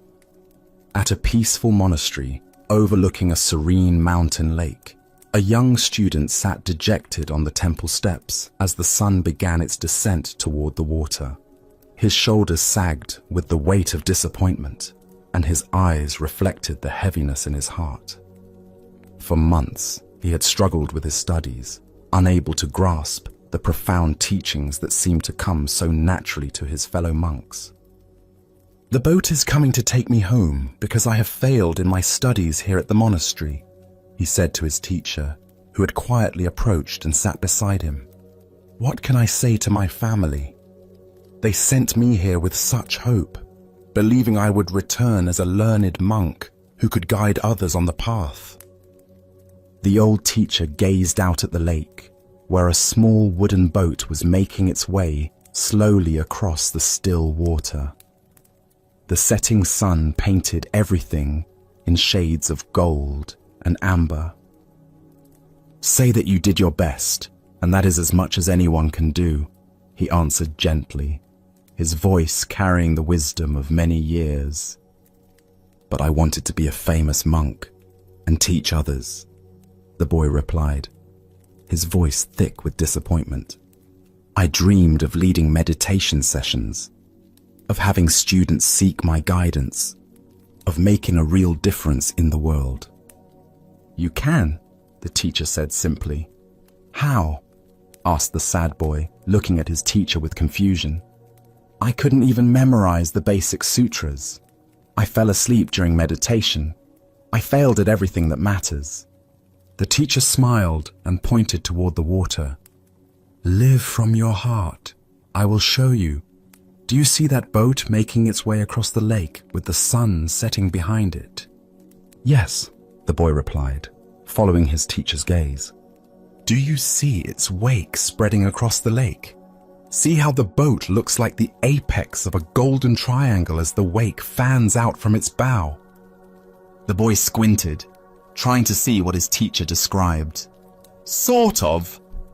Squint, said the teacher patiently. That boat is you as you leave the monastery.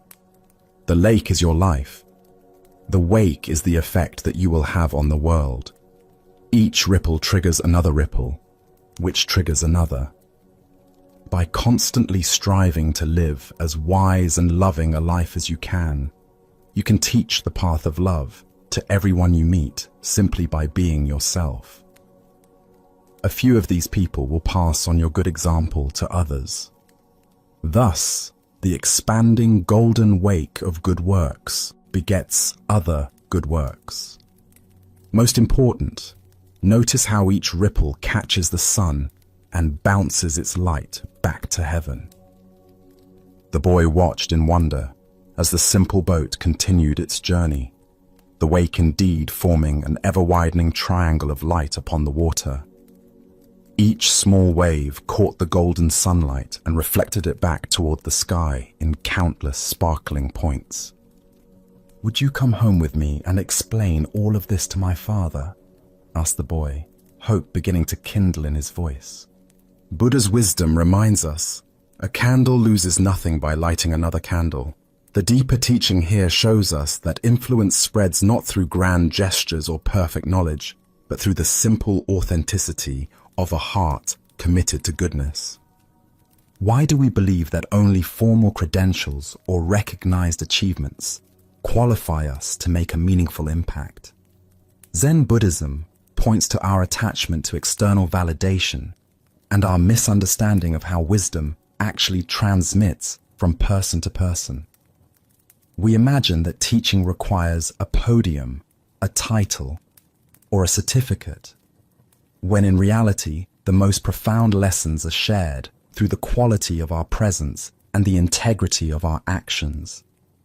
Consider how often throughout your day you encounter people who touch your life not through their expertise, but through their kindness, their patience, or their simple human warmth.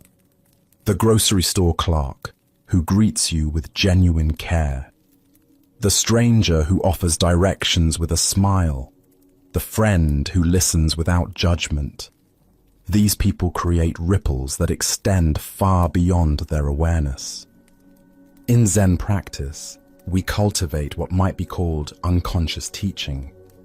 This is the natural transmission that occurs when we align our actions with our deepest values. Like the boat on the lake, we may not see our wake, but it spreads inevitably behind us, touching shores we never knew existed. The Buddha said, "Thousands of candles can be lighted from a single candle, and the life of the candle will not be shortened." Happiness never decreases by being shared. Each moment of authentic living becomes a teaching. Each act of compassion creates ripples. Each choice to respond with wisdom rather than reactivity sends light back toward heaven. Tonight, as you reflect on your own journey, can you see the golden wake you're already creating?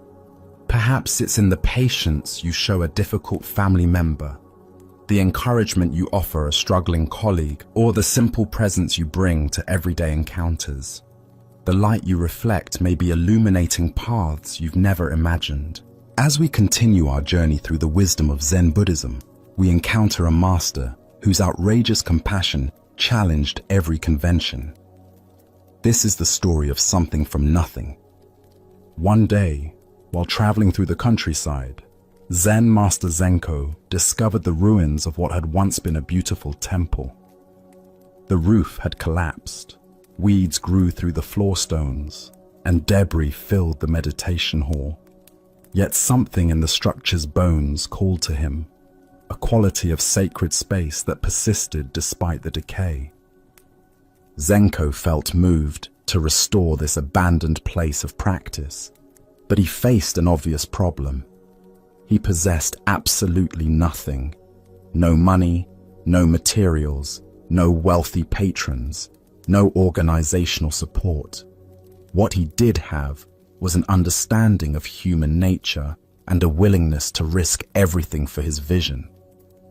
After contemplating his situation, Zenko wrote a large sign announcing, "This month, on the 15th day, the pilgrim Zen Master Zenko will perform a ritual self-cremation.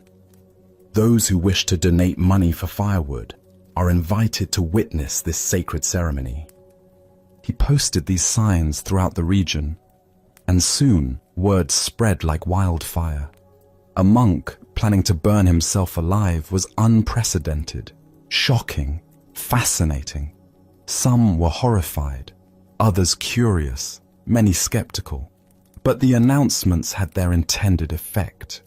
Donations began pouring in from people who wanted to witness this extraordinary event, whether out of reverence, morbid curiosity, or the desire to support what they saw as an act of ultimate spiritual commitment. On the appointed day, crowds gathered at the ruined temple. They brought not only money for firewood, but also food, banners, and various offerings. The atmosphere was electric with anticipation and solemnity. A great pile of wood had been assembled in the temple courtyard, and Zenko sat calmly in its center, dressed in white robes, his eyes closed in deep meditation. The crowd waited in hushed silence as the sun moved across the sky. Hours passed. Zenko remained motionless, seemingly preparing his spirit for its final journey. The tension was almost unbearable as people watched this man they believed was about to die for his spiritual convictions. Suddenly, Zenko looked up at the sky and nodded as if receiving a message invisible to others. He addressed the crowd with a voice full of wonder and authority. "Listen carefully, everyone. I hear voices speaking from the clouds. Just as I was prepared to enter into final extinction, all the enlightened beings have spoken to me saying, 'It is too early for you to leave this defiled world. Remain here a while longer and dedicate yourself to saving all living beings. Therefore, I cannot proceed with the cremation today.'" The crowd stood in stunned silence, unsure whether to feel relieved, disappointed, or deceived. But Zenko's presence carried such conviction that most accepted his explanation. With the substantial donations that had been gathered for firewood, he was able to completely restore the abandoned temple, creating a beautiful sanctuary where monks and lay people could practice for generations to come. As the Buddha observed, thousands of candles can be lighted from a single candle, and the life of the candle will not be shortened. Happiness never decreases by being shared. This ancient wisdom illuminates the profound truth that sometimes our greatest service emerges through methods that conventional thinking cannot understand or approve. Why do we struggle with unconventional approaches to compassionate action? Zen Buddhism reveals how our attachment to proper procedures and social approval can actually limit our ability to respond creatively to genuine need. We become so concerned with doing things the right way that we lose sight of what the situation actually requires. Zenko's outrageous strategy challenges our assumptions about spiritual behavior. Was he lying? Was he manipulating people? Or was he demonstrating a deeper understanding of how compassion sometimes works? From one perspective, his actions seem deceptive. From another, he found the only way to inspire people to support something they secretly wanted to support, but needed a compelling reason to justify. This story points us toward understanding what Zen calls skillful means, the willingness to use whatever methods serve the greater good, even when those methods challenge conventional morality. Zenko's threat of self-immolation was never really about destroying himself. It was about creating something beautiful from nothing through understanding human psychology and spiritual motivation. Consider how often we limit our capacity to help others because we're attached to being seen as proper, honest, or conventional. How many opportunities to serve do we miss because the most effective approach might require us to stretch beyond our comfort zones or challenge others' expectations? Zenko's willingness to risk his reputation and potentially his life if the plan had failed demonstrates the fierce commitment that authentic compassion sometimes requires. The voices from the clouds represent the wisdom that emerges when we're truly committed to serving something larger than our personal concerns.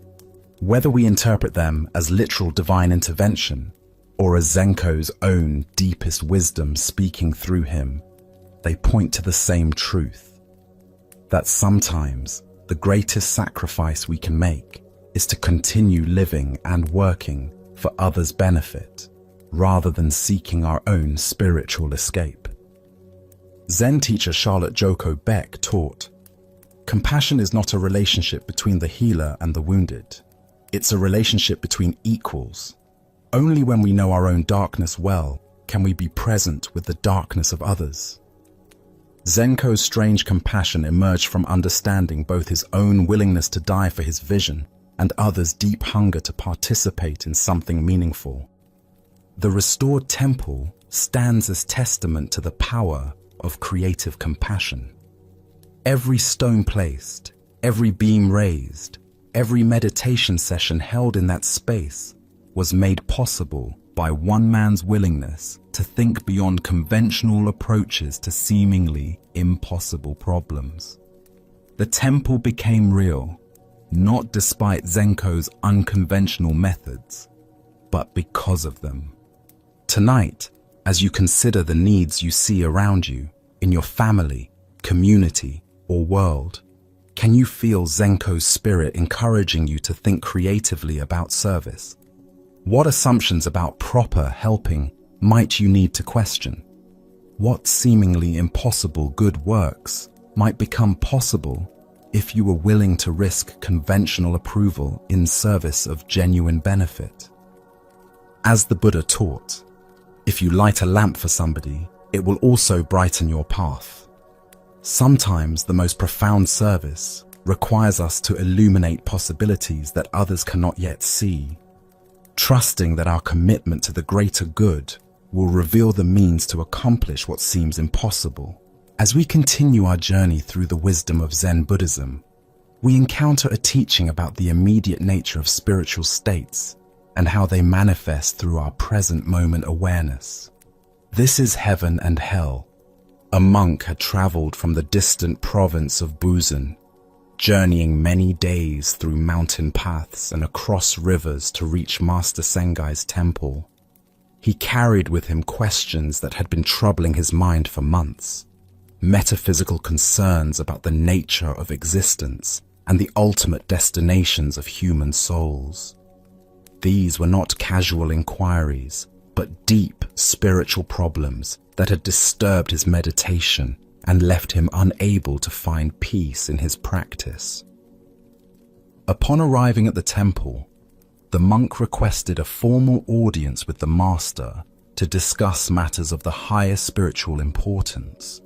When he was granted this meeting, He approached with the serious demeanor of one who believed he was about to engage in profound theological discourse. "Master," he began with ceremonial gravity, "I have come seeking wisdom about the ultimate realities. What can you tell me about heaven? What is the nature of this blessed realm that awaits the righteous? How should we understand the rewards that come to those who live virtuously?" Without any verbal response, Master Sengai simply lay down on the floor as if preparing for sleep. He closed his eyes peacefully and settled into a position of complete relaxation, embodying a state of perfect contentment and ease. The monk waited respectfully for some time, expecting that this demonstration was perhaps a prelude to verbal teaching, or that the master was gathering his thoughts for a comprehensive explanation. When no words came, he decided to continue with his questioning, hoping to prompt a more conventional response. "And what about hell?" the monk persisted, his voice carrying the same earnest concern. "Please help me understand the nature of suffering in the afterlife. What awaits those who live wrongly? How should we comprehend divine punishment and the consequences of negative karma?" Master Sengai's response was immediate and theatrical. He closed his eyes tightly and began snoring loudly, producing exaggerated sounds that filled the meditation hall with unmistakable noise and disturbance. The monk's patience finally reached its limit. His long journey, his sincere spiritual seeking, his respectful approach, all of this seemed to be met with mockery and disrespect. "I've come all this way to question him seriously about the Dharma," he muttered indignantly, "and he has the rudeness to just fall asleep. What kind of spiritual teacher behaves this way?"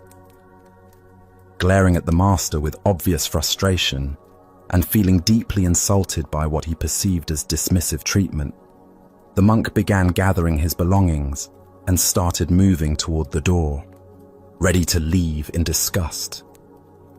At that precise moment, Master Sengai sat up abruptly with the alertness of someone who had never been sleeping at all.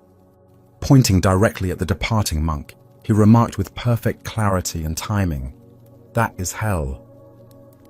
The Buddha understood that we are what we think. All that we are arises with our thoughts. With our thoughts, we make the world. The heart of this lesson lies in recognizing that heaven and hell are not distant destinations, but immediate experiences created by our present moment state of consciousness. This ancient wisdom illuminates our tendency to seek spiritual understanding in abstract concepts and future scenarios, rather than recognizing the sacred realities available in each moment. The monk's earnest questions about metaphysical destinations prevented him from seeing the heaven and hell being demonstrated directly in his immediate experience. When Master Sengai lay down peacefully to demonstrate heaven, he wasn't offering a symbol or metaphor. He was embodying the actual state of consciousness that constitutes heavenly experience. Complete ease, perfect contentment, freedom from agitation or striving. These qualities represent the essence of what we imagine heaven to be, available right now through present moment awareness. Similarly, his loud snoring to represent hell wasn't merely theatrical. The disturbance, agitation, and disruption he created mirrored the mental states that create hellish experiences in our daily lives. Hell isn't a place we go to after death. It's the quality of consciousness we experience when caught in anger, frustration, judgment, and resistance. Why do we consistently look for spiritual truth in complex explanations and future possibilities, rather than recognizing what's immediately available? This pattern reflects our conditioning to believe that profound realities must be complicated, distant, or requiring special qualifications to access. We miss the heaven that's present in simple contentment because we're scanning for something more dramatic or exotic. The monk's angry departure perfectly demonstrated the hell realm that Master Sengai had just been illustrating through his snoring. Caught in frustration, judgment, and indignation, the monk was literally living in hell, not as punishment for wrongdoing, but as the natural consequence of his mental state. His experience was determined not by external circumstances, but by his internal responses to those circumstances. This teaching reveals something crucial about the nature of spiritual realization. Heaven and hell are not rewards and punishments administered by external authorities, but natural expressions of how consciousness experiences itself.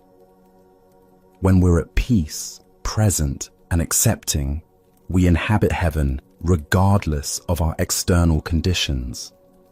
When we're agitated, resistant, and judgmental, we create hell regardless of our circumstances. We can observe these shifting states throughout each day.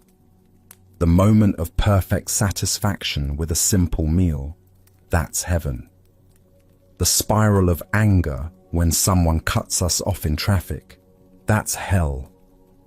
The contentment of watching sunset colors change across the sky, heaven again.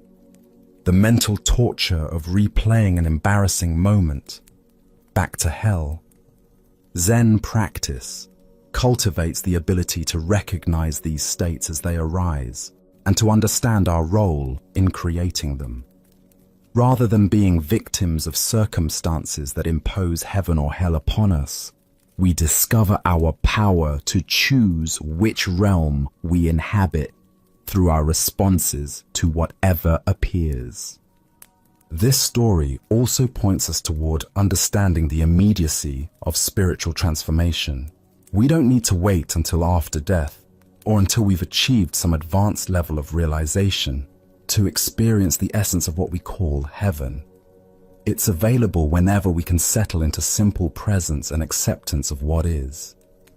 The monk's expectation that spiritual teaching should come through complex explanations and theological discussions prevented him from receiving the direct transmission that Master Sengai offered. True Dharma teaching often bypasses intellectual understanding to point directly toward immediate experience. The most profound truths are often demonstrated rather than explained. Additionally, our minds tend to create elaborate future scenarios, both hoped for and feared, that distract us from engaging fully with present experience. The monk's concern about ultimate destinations in the afterlife made him unavailable to the ultimate realities being revealed in the current moment. We also find ourselves confronted by the question of what constitutes respectful spiritual inquiry. The monk felt insulted by the master's unconventional teaching methods, but his angry response revealed that his respect was conditional on receiving instruction in the format he expected, rather than in the form that would be most effective. Tonight, as you notice your mental states shifting throughout the evening, can you recognize the moments when you're creating heaven through acceptance and presence, and the moments when you're creating hell through resistance and agitation? What would it mean to take conscious responsibility for which realm you inhabit, regardless of external circumstances? As the Buddha taught, peace comes from within. Do not seek it without. Heaven is not a reward for good behavior, but the natural expression of a peaceful mind, available in any moment when we stop creating hell through our resistance to what is. Now, let us explore a story about recognition and the wisdom hidden in plain sight. This is the lesson of the visitor and the holy man. Word had spread throughout the countryside about a remarkable holy man who possessed extraordinary wisdom and spiritual power. People said he could answer any question, solve any problem, and provide guidance that would transform the most troubled life. He lived, according to these stories, in a simple house high atop a mountain, far from the distractions and corruptions of ordinary village life. A man from the valley below had been struggling with a persistent problem that seemed to have no solution. He had tried everything he could think of, consulting friends, seeking advice from local elders, even visiting other teachers, but nothing had brought him the clarity or peace he desperately sought.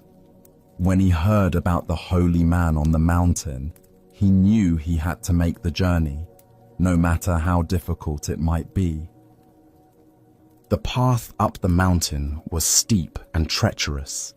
The man climbed for hours under the burning sun, his feet growing sore, his breathing labored, his water supply dwindling, but his determination never wavered. He was certain that once he reached the top and met this legendary figure, all his troubles would be resolved through the holy man's superior wisdom and spiritual insight. Finally, after a grueling climb that left him exhausted and dusty, he reached the simple house at the mountain's peak. The structure was modest and weathered, exactly what he had expected for someone who had transcended worldly concerns. He approached the door with a mixture of anticipation and reverence, preparing himself to meet someone who possessed wisdom far beyond that of ordinary people. When he knocked, an elderly servant answered. The man was plain and unremarkable, his clothes simple, his manner humble, his appearance entirely ordinary. He looked like any of a dozen servants the visitor might encounter in his own village. "I would like to see the wise holy man," the visitor said, barely glancing at the servant as he spoke. His eyes were already searching past the old man into the house, eager to catch a glimpse of the extraordinary being he had climbed so far to meet. The servant smiled warmly and gestured for him to enter. "Please, come inside," he said gently, leading the way through the modest dwelling. As they walked through the house, the visitor looked around eagerly, his heart racing with anticipation. He examined every room they passed, searching for signs of the holy man's presence, perhaps special robes, sacred objects, or an aura of otherworldly peace. The servant continued to guide him quietly through the simple rooms, past basic furnishings and ordinary household items. Before the visitor quite realized what was happening, they had walked through the entire house and arrived at the back door. The servant opened it and gestured toward the path that led back down the mountain. The visitor stopped abruptly, confusion and disappointment washing over him. "Wait," he said, turning to face the servant with growing frustration. "I didn't come all this way to be escorted through an empty house. I want to see the holy man. Where is he?" The old servant's smile deepened, and his eyes twinkled with gentle amusement. "You already have seen him," he said quietly. "But, more importantly, I have a teaching for you that will solve whatever problem brought you here today." The visitor stared at him, not understanding. This ordinary old man couldn't possibly be the legendary holy figure he had heard about. Where was the radiant presence, the obvious signs of spiritual attainment, the dramatic wisdom that everyone talked about? "Here is the teaching," the servant continued, his voice soft but carrying absolute conviction. "Everyone you meet in life, even if they appear plain and insignificant to you, see each of them as a wise, holy man or woman. If you can do this, if you can truly see the sacred in every person you encounter, then whatever problem you brought here today will be solved." Buddha's wisdom tells us, if you want to know your past, look at your present condition. If you want to know your future, look at your present actions. This tale unveils the profound truth that we find what we're prepared to see, and our capacity for recognition determines what wisdom becomes available to us. Why do we search for the sacred in special places and extraordinary people while overlooking the wisdom that surrounds us every day? Zen Buddhism points to our conditioning that associates spiritual truth with dramatic appearances, exotic circumstances, and obviously impressive figures. But the deepest teachings often come disguised as the most ordinary encounters. The visitor's problem wasn't really the external difficulty that brought him to the mountain. His deeper problem was his inability to recognize wisdom when it didn't match his preconceptions. He was so focused on finding someone who looked like his idea of a holy man that he almost missed the actual holy man standing right in front of him. Consider your own daily interactions.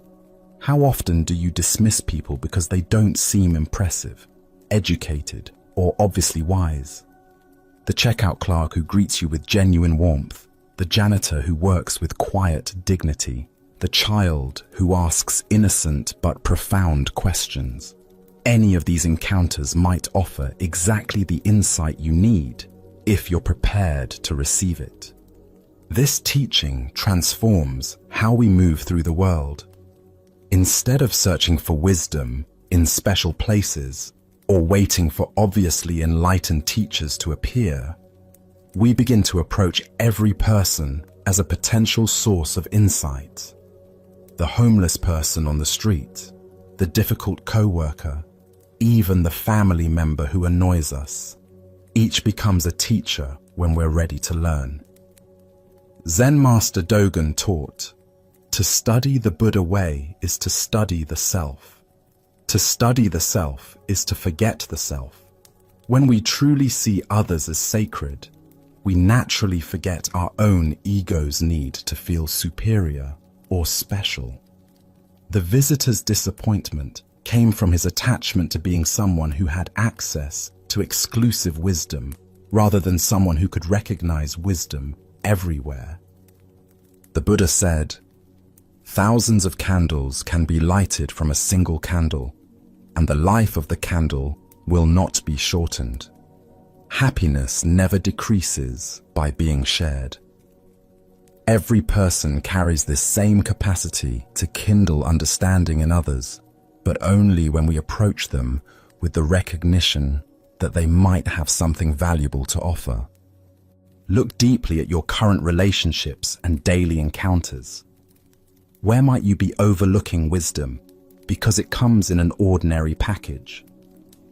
What would change in your interactions if you truly treated every person as someone who might be a disguised holy man or woman?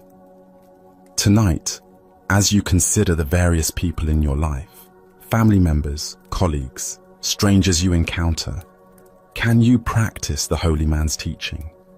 Can you look past surface appearances and social roles to see the deeper wisdom that every conscious being carries? Can you approach tomorrow's interactions with the recognition that your next teacher might be standing right in front of you, waiting to be seen? As the Buddha observed, in the sky, there is no distinction of east and west. People create distinctions out of their own minds and then believe them to be true. The distinction between holy and ordinary, wise and simple, teacher and student exists primarily in our own minds. When we learn to see past these artificial categories, we discover that wisdom is everywhere, waiting patiently for our recognition. As we continue our journey through the wisdom of Zen Buddhism, let us turn to a teaching about the temporary nature of all our possessions and positions. This is the story of the inn that calls itself a palace. In ancient India, a renowned spiritual teacher had spent many years wandering from village to village, sharing the Buddha's teachings with anyone who would listen. His reputation for wisdom and compassion had spread throughout the land, reaching even the ears of kings and nobles. One day, during his travels, he arrived at the capital city of a great kingdom, where a magnificent palace rose above the bustling streets like a jeweled crown. The palace was truly a wonder to behold. Its walls were constructed of the finest marble, inlaid with precious stones that caught and reflected the sunlight in brilliant cascades of color. Gardens filled with exotic flowers and flowing fountains surrounded the structure, and guards in gleaming armor stood at attention throughout the grounds. It was clearly the dwelling of someone who commanded immense wealth and power. The spiritual teacher approached the main entrance with the same calm dignity he brought to every encounter, whether with kings or beggars. The guards, recognizing him by his simple robes and serene presence, made no move to stop him. Word of his arrival had preceded him, and they had been instructed to allow him passage. Walking through corridors lined with silk tapestries and golden statues, the teacher made his way directly to the throne room, where the king sat upon an elaborately carved chair elevated above the marble floor.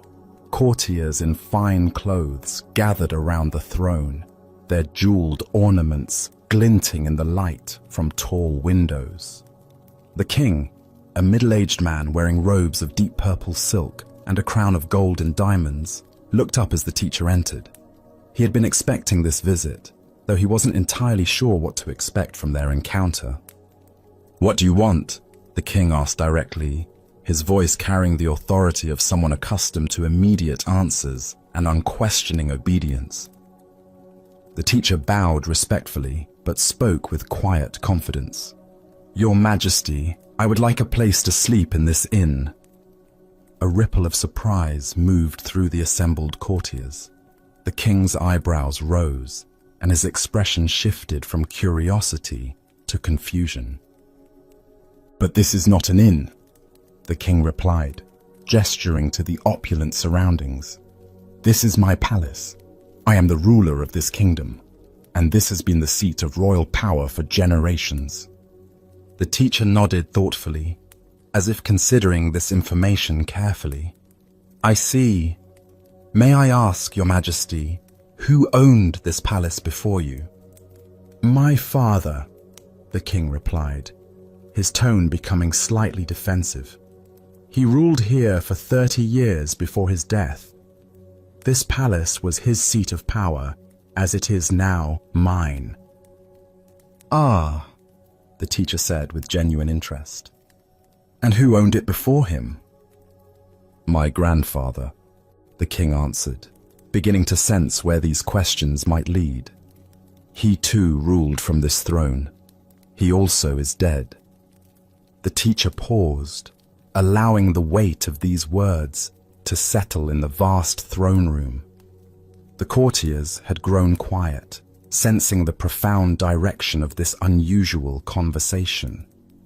Even the king found himself waiting, almost despite himself, for the teacher's response. Finally, the teacher spoke with gentle clarity that seemed to fill every corner of the ornate room. "And this place where people live for a short time and then move on, did I hear you say that it is not an inn?" The silence that followed was complete. The king sat motionless on his throne, the teacher's words penetrating layers of assumption and identity he had never questioned. The courtiers remained frozen, as if witnessing something beyond their normal understanding of royal protocol and worldly power. The Buddha taught, "All conditioned things are impermanent. Work out your salvation with diligence." This profound truth reveals itself in the teacher's penetrating question about the inn that calls itself a palace. Why do we cling so fiercely to possessions and positions that are, by their very nature, temporary? Zen Buddhism explains that our attachment to permanence creates suffering because it conflicts with the fundamental reality of impermanence. Everything we think we own, including our own bodies and identities, we hold only temporarily. Look deeply at your own experience. The house you call yours, the car you drive, the job title you carry, the bank account balance you monitor, all of these are temporary arrangements. You inhabit them for a period of time, then move on. just as others inhabited them before you and will inhabit them after you. This doesn't mean we should become indifferent to our responsibilities or careless with our possessions. Rather, it invites us to hold them more lightly, recognizing their transient nature. The king's palace was indeed magnificent and served important functions, but it was also unmistakably an inn where occupants stayed temporarily before departing. The deeper teaching here shows us how identification with temporary roles creates unnecessary suffering when we forget the impermanent nature of our positions, whether as parent, professional, homeowner, or even student of Zen. We create anxiety trying to maintain what cannot be permanently maintained. Consider your own attachments. Perhaps it's your professional identity, your relationships, your health, or your spiritual achievements. Each of these is precious and worthy of care, but each is also subject to change. The executive becomes retired. The parent becomes empty nester. The student becomes teacher. The healthy person faces illness. These transitions are not failures, but natural expressions of impermanence. Vietnamese Zen master Thich Nhat Hanh taught, "Thanks to impermanence, everything is possible." This teaching reframes impermanence from something to fear into something to celebrate. Because nothing lasts forever. Suffering states can transform into joy. Closed hearts can open to love. And even the most entrenched patterns can shift toward wisdom. In Zen practice, we cultivate what's called non-attachment, caring deeply while holding lightly. This doesn't mean we become cold or indifferent, but that we learn to love without clinging, to work without grasping, and to enjoy without demanding permanence. The spiritual teacher's insight pierces through the illusion that any of us are permanent owners of anything. We are all temporary guests in the inn of existence, borrowing our roles and possessions for the brief time we inhabit them. This recognition can bring either despair or profound liberation, depending on how we receive it. Buddha spoke of this when he said, "Everything is impermanent. Try to accomplish as much virtue as possible." This teaching encourages us not to waste our temporary time in the inn, but to use it wisely, cultivating love, wisdom, and compassion while we have the opportunity. Tonight, as you rest in your own temporary dwelling, surrounded by your own temporary possessions, can you feel the profound freedom that comes with recognizing their transient nature? Can you sense how this recognition might actually increase your appreciation rather than diminish it? As the Buddha taught, of all footprints, that of the elephant is supreme. Similarly, of all meditative themes, that on death is supreme.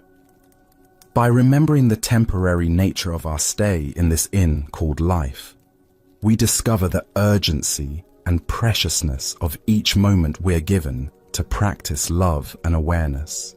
Our next story reveals the subtle interplay between mental movement and physical action, showing us how true mastery emerges from inner stillness. This is Gut. A young feudal lord had developed a passionate interest in Zen practice alongside his traditional training in the martial arts.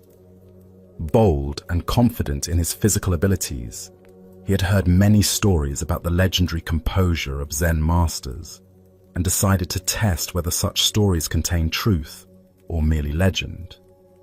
The lord had been studying with the renowned master Bankai, whose reputation for unshakable calm was known throughout the province. Sessions with the master always left the young man impressed by Bankai's serene presence, but a part of him wondered whether this tranquility could withstand genuine physical threat. One day, the Lord conceived what he considered a clever test of his teacher's enlightenment. During their usual meeting, as Master Bankai sat quietly in meditation, the young man suddenly drew his lance and thrust it directly toward the master's chest, hoping to catch him completely off guard. Without the slightest sign of alarm or hurried movement, Bankai calmly deflected the weapon with his prayer beads, redirecting the lance harmlessly to one side. His breathing remained steady, his expression unchanged, as if he had simply brushed away a persistent fly. The Lord froze, amazed by the master's response. He had expected either startled reflexes or perhaps fear, but instead witnessed movement that seemed to arise from perfect stillness. Bankai looked at his student with gentle eyes, showing no anger or surprise at the sudden attack. "Your technique is still immature," he said quietly. "Your mind moved first." The young lord lowered his weapon, suddenly understanding that the master had seen his intention long before his body had acted. The attack had been deflected not through superior reflexes, but through a quality of awareness that perceived and responded without mental agitation. "Master," the Lord asked, his voice filled with new respect, "how did you know what I was planning? I gave no outward sign of my intention." Bankai smiled. "When the mind becomes still, it perceives clearly. Your mind was filled with excitement about testing me, and this excitement was visible long before your lance moved. In true action, there is no gap between seeing and responding, because there is no interference from mental commentary." The Buddha understood that all that we are is the result of what we have thought. This ancient wisdom illuminates how our mental states determine not only our actions, but our capacity for skillful response to life's challenges. Why do we struggle to act from stillness rather than mental agitation? Zen teachings reveal several patterns that interfere with natural responsiveness. Our minds constantly generate what might be called premeditation noise, the internal chatter of planning, anticipating, and rehearsing our actions. Like the young lord's excitement about testing his teacher, this mental activity actually slows our response time and reduces our effectiveness.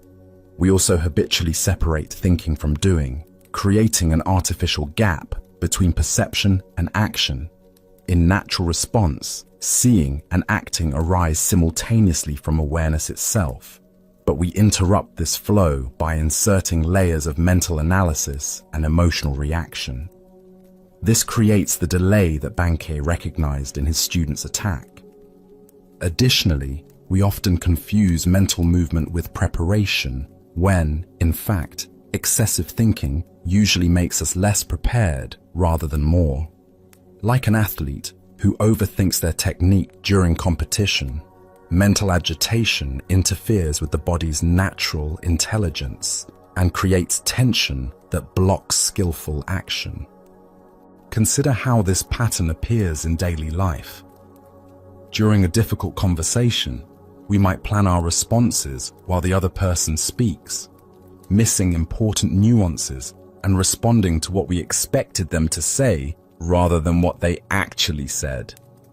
While driving, we might become so caught up in thinking about our destination that we react slowly to immediate traffic conditions. In emergency situations, people who respond most effectively often report that they acted without thinking, not from unconsciousness, but from a clarity that transcended mental hesitation. This is the quality Bankai demonstrated, action arising directly from awareness without the interference of self-conscious deliberation. Zen Master Dogen taught, thinking and not thinking are not two different things. True stillness doesn't mean the absence of thought, but rather thoughts arising and passing without creating mental fixation or emotional turbulence. From this stillness, Response becomes spontaneous and precisely appropriate to each situation.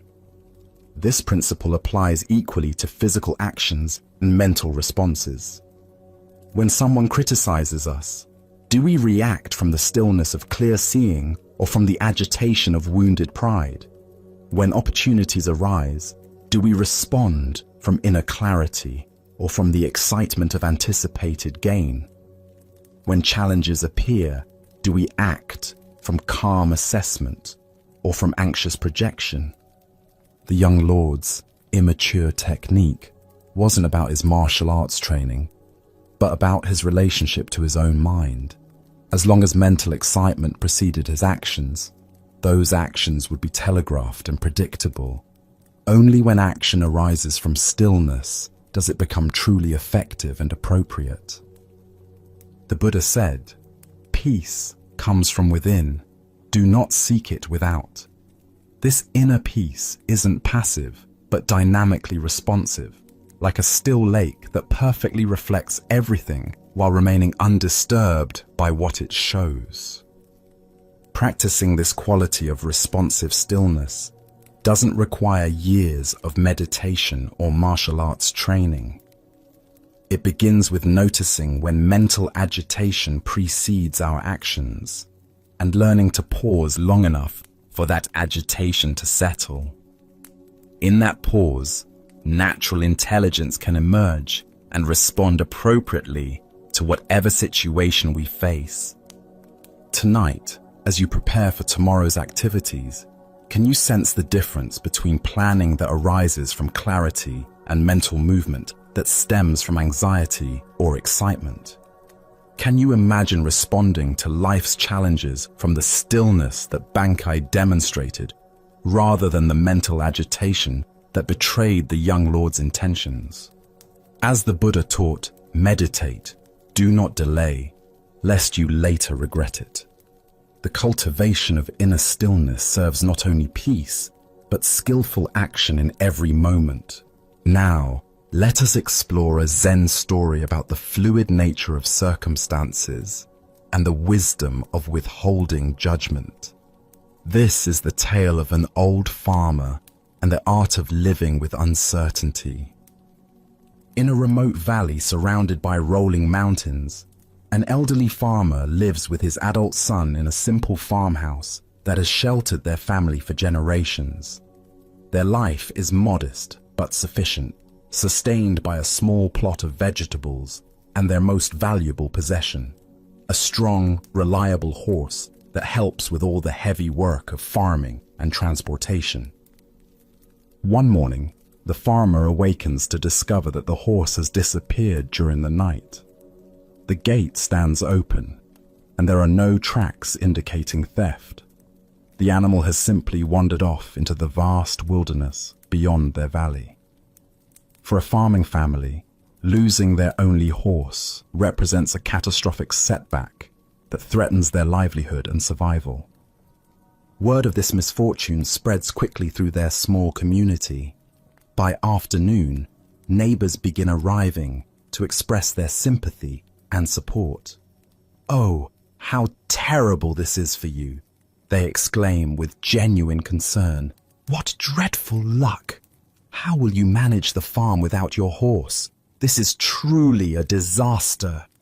The old farmer listens to their well-meaning condolences with calm attention, then responds simply, "How do you know this is bad luck?" His neighbors exchange puzzled glances. Surely the loss of such an essential animal is obviously unfortunate. But the old man's serene expression reveals no trace of the distress they expect to see. He continues with his daily activities as if nothing particularly significant has occurred. The next morning brings an extraordinary development. The missing horse returns, not alone, but followed by a small herd of wild horses, magnificent, powerful animals that have chosen to follow the domestic horse back to the farm. The farmer and his son quickly construct temporary fencing to contain this unexpected windfall. The same neighbors who had offered sympathy now rush over to share in the celebration. "What incredible good fortune!" they declare with excitement. You've gone from having one horse to owning an entire herd. This is the best luck anyone could imagine. You must be overjoyed by this blessing. Again, the old farmer listens thoughtfully to their enthusiastic congratulations before responding with the same calm curiosity. How do you know this is good luck? The following day, the farmer's son attempts to break one of the wild horses for riding. These animals, though beautiful, have never known human handling and resist fiercely. During the training session, the young man is thrown violently from the horse's back and suffers a severe break in his leg that leaves him unable to walk without assistance. Once more, the neighbors gather to offer their support in what appears to be another turn toward misfortune. How dreadful, they lament, shaking their heads at this latest setback. Just when things were looking so positive, this terrible accident happens. Your poor son. What bad luck has befallen your family again? The old farmer tends to his son's injury with gentle care while responding to their expressions of sympathy with familiar words. How do you know this is bad luck? Within days, their question finds an unexpected answer. Military officers arrive in the valley with orders to conscript all able-bodied young men for a dangerous war against northern invaders.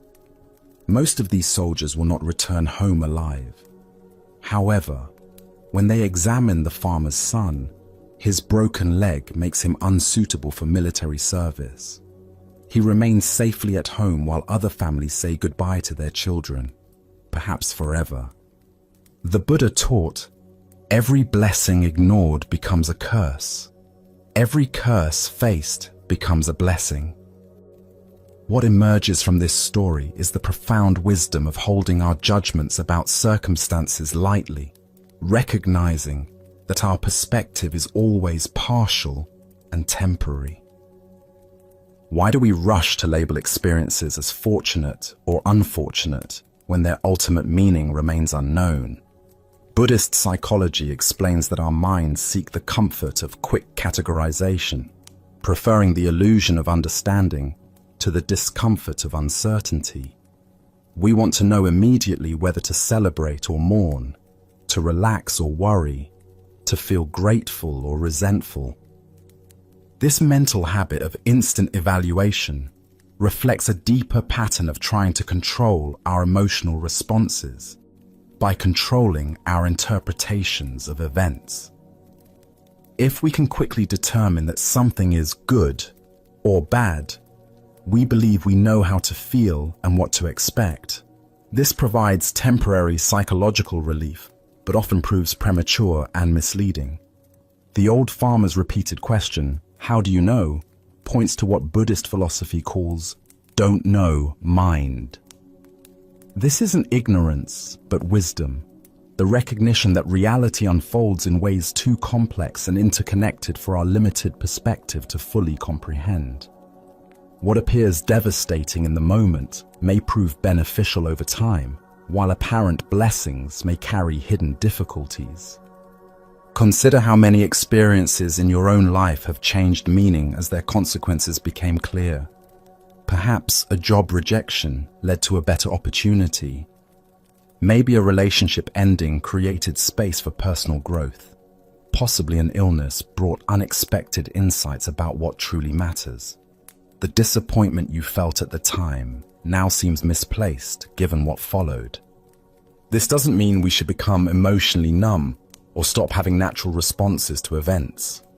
The farmer certainly wanted his horse back and felt concern for his son's injury, but he distinguished between acknowledging immediate circumstances and creating elaborate stories about their ultimate significance. Zen master Suzuki Roshi taught about beginner's mind, approaching each situation with fresh openness rather than predetermined assumptions about its meaning. When we practice this kind of mental flexibility, we become more resilient and responsive to changing conditions rather than rigid and reactive. The art of living that this story illustrates involves developing what Buddhists call equanimity, the capacity to remain present and responsive, regardless of whether circumstances align with our preferences. This isn't passive resignation, but dynamic engagement, without attachment to specific outcomes. Buddhist teacher Pema Chodron describes this as learning to stay with the experience, instead of immediately jumping to conclusions about what it means for our future happiness or security. When we can rest in not knowing, we often discover that our wisdom about how to respond emerges naturally from the situation itself. The farmer's approach also demonstrates tremendous faith, not in specific outcomes, but in the fundamental trustworthiness of life's process. He acts skillfully with whatever arises while remaining open to possibilities beyond his current understanding. Tonight, as you reflect on recent events you've labeled as fortunate or unfortunate, can you hold those judgments more lightly? Perhaps you'll discover that your peace of mind depends less on having good luck and more on developing the capacity to respond wisely to whatever unfolds. As the Buddha observed, everything changes. Nothing remains without change. This includes our interpretations of whether those changes serve our deepest welfare. Let us continue our journey with a story about the transformative power of fearlessness and unconditional compassion. This is the tale of the thief and the Zen master. One quiet evening, as twilight painted the sky in shades of purple and gold, Zen master Shichiri Kojun sat in his simple home, reciting ancient sutras. His voice flowed rhythmically through the peaceful rooms, each word a meditation, each breath a prayer. The soft glow of candlelight danced across the walls as he immersed himself completely in the sacred texts, finding deep tranquility in the familiar verses. Suddenly, the serenity was shattered. The front door burst open with a violent crash, and a desperate man entered, brandishing a sharp sword that gleamed menacingly in the candlelight. His eyes were wild with desperation, his clothes dirty and torn, his breathing heavy from running. He had clearly chosen this isolated house because he believed it would be an easy target. A peaceful monk would offer no resistance. "Money or your life?" the thief demanded, his voice trembling with a mixture of fear and aggression. He expected the old man to cower, to plead, to scramble frantically for whatever valuables he might have hidden away. But Shichiri didn't even look up from his sutra book. His voice remained calm and steady as he continued reciting for a moment before pausing to address the intruder. "Please don't disturb my practice," he said, with the same gentle tone he might use to ask someone to close a door. "If you need money, help yourself. It's in that drawer over there."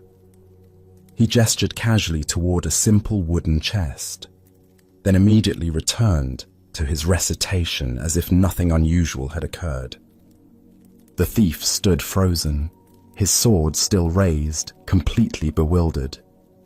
In all his years of stealing, he had never encountered such a reaction. No fear, no pleading, no anger, just matter-of-fact helpfulness, as if he were a neighbor who had stopped by to borrow something. Shaking his head in confusion, but proceeding with his business, the thief moved to the indicated drawer and began gathering the coins and small valuables he found there. The soft sound of the master's voice continued behind him, reciting sacred words as peacefully as if he were alone. Just as the thief was preparing to leave with his stolen goods, the master's voice called out again. "Wait," Shichiri said, finally looking up from his book. "Please don't take everything. I need some of that money to pay my taxes tomorrow. Leave a little for me, won't you?" The thief stared at him in amazement.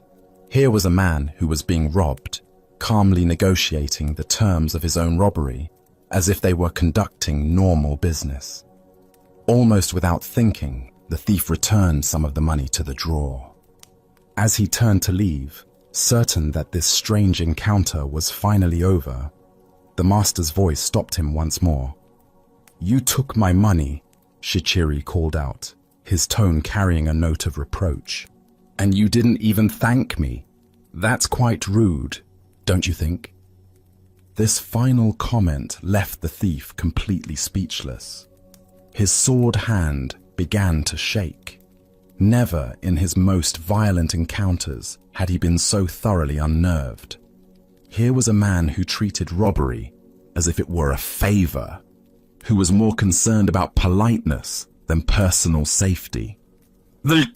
"Thank you," the thief stammered, and then fled into the night as quickly as his legs would carry him. Later, when the thief was caught and confessed to numerous crimes, including the incident at Shichiri's house, the master was called as a witness.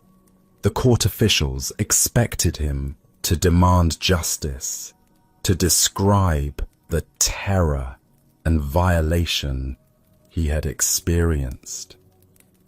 Instead, Shichiri spoke with the same calm clarity he had shown that evening. "This man did not steal anything from me," he testified. "I gave him the money freely. He even thanked me for it, though it took a little reminding." The thief, sitting in chains, felt something break open in his chest as he heard these words.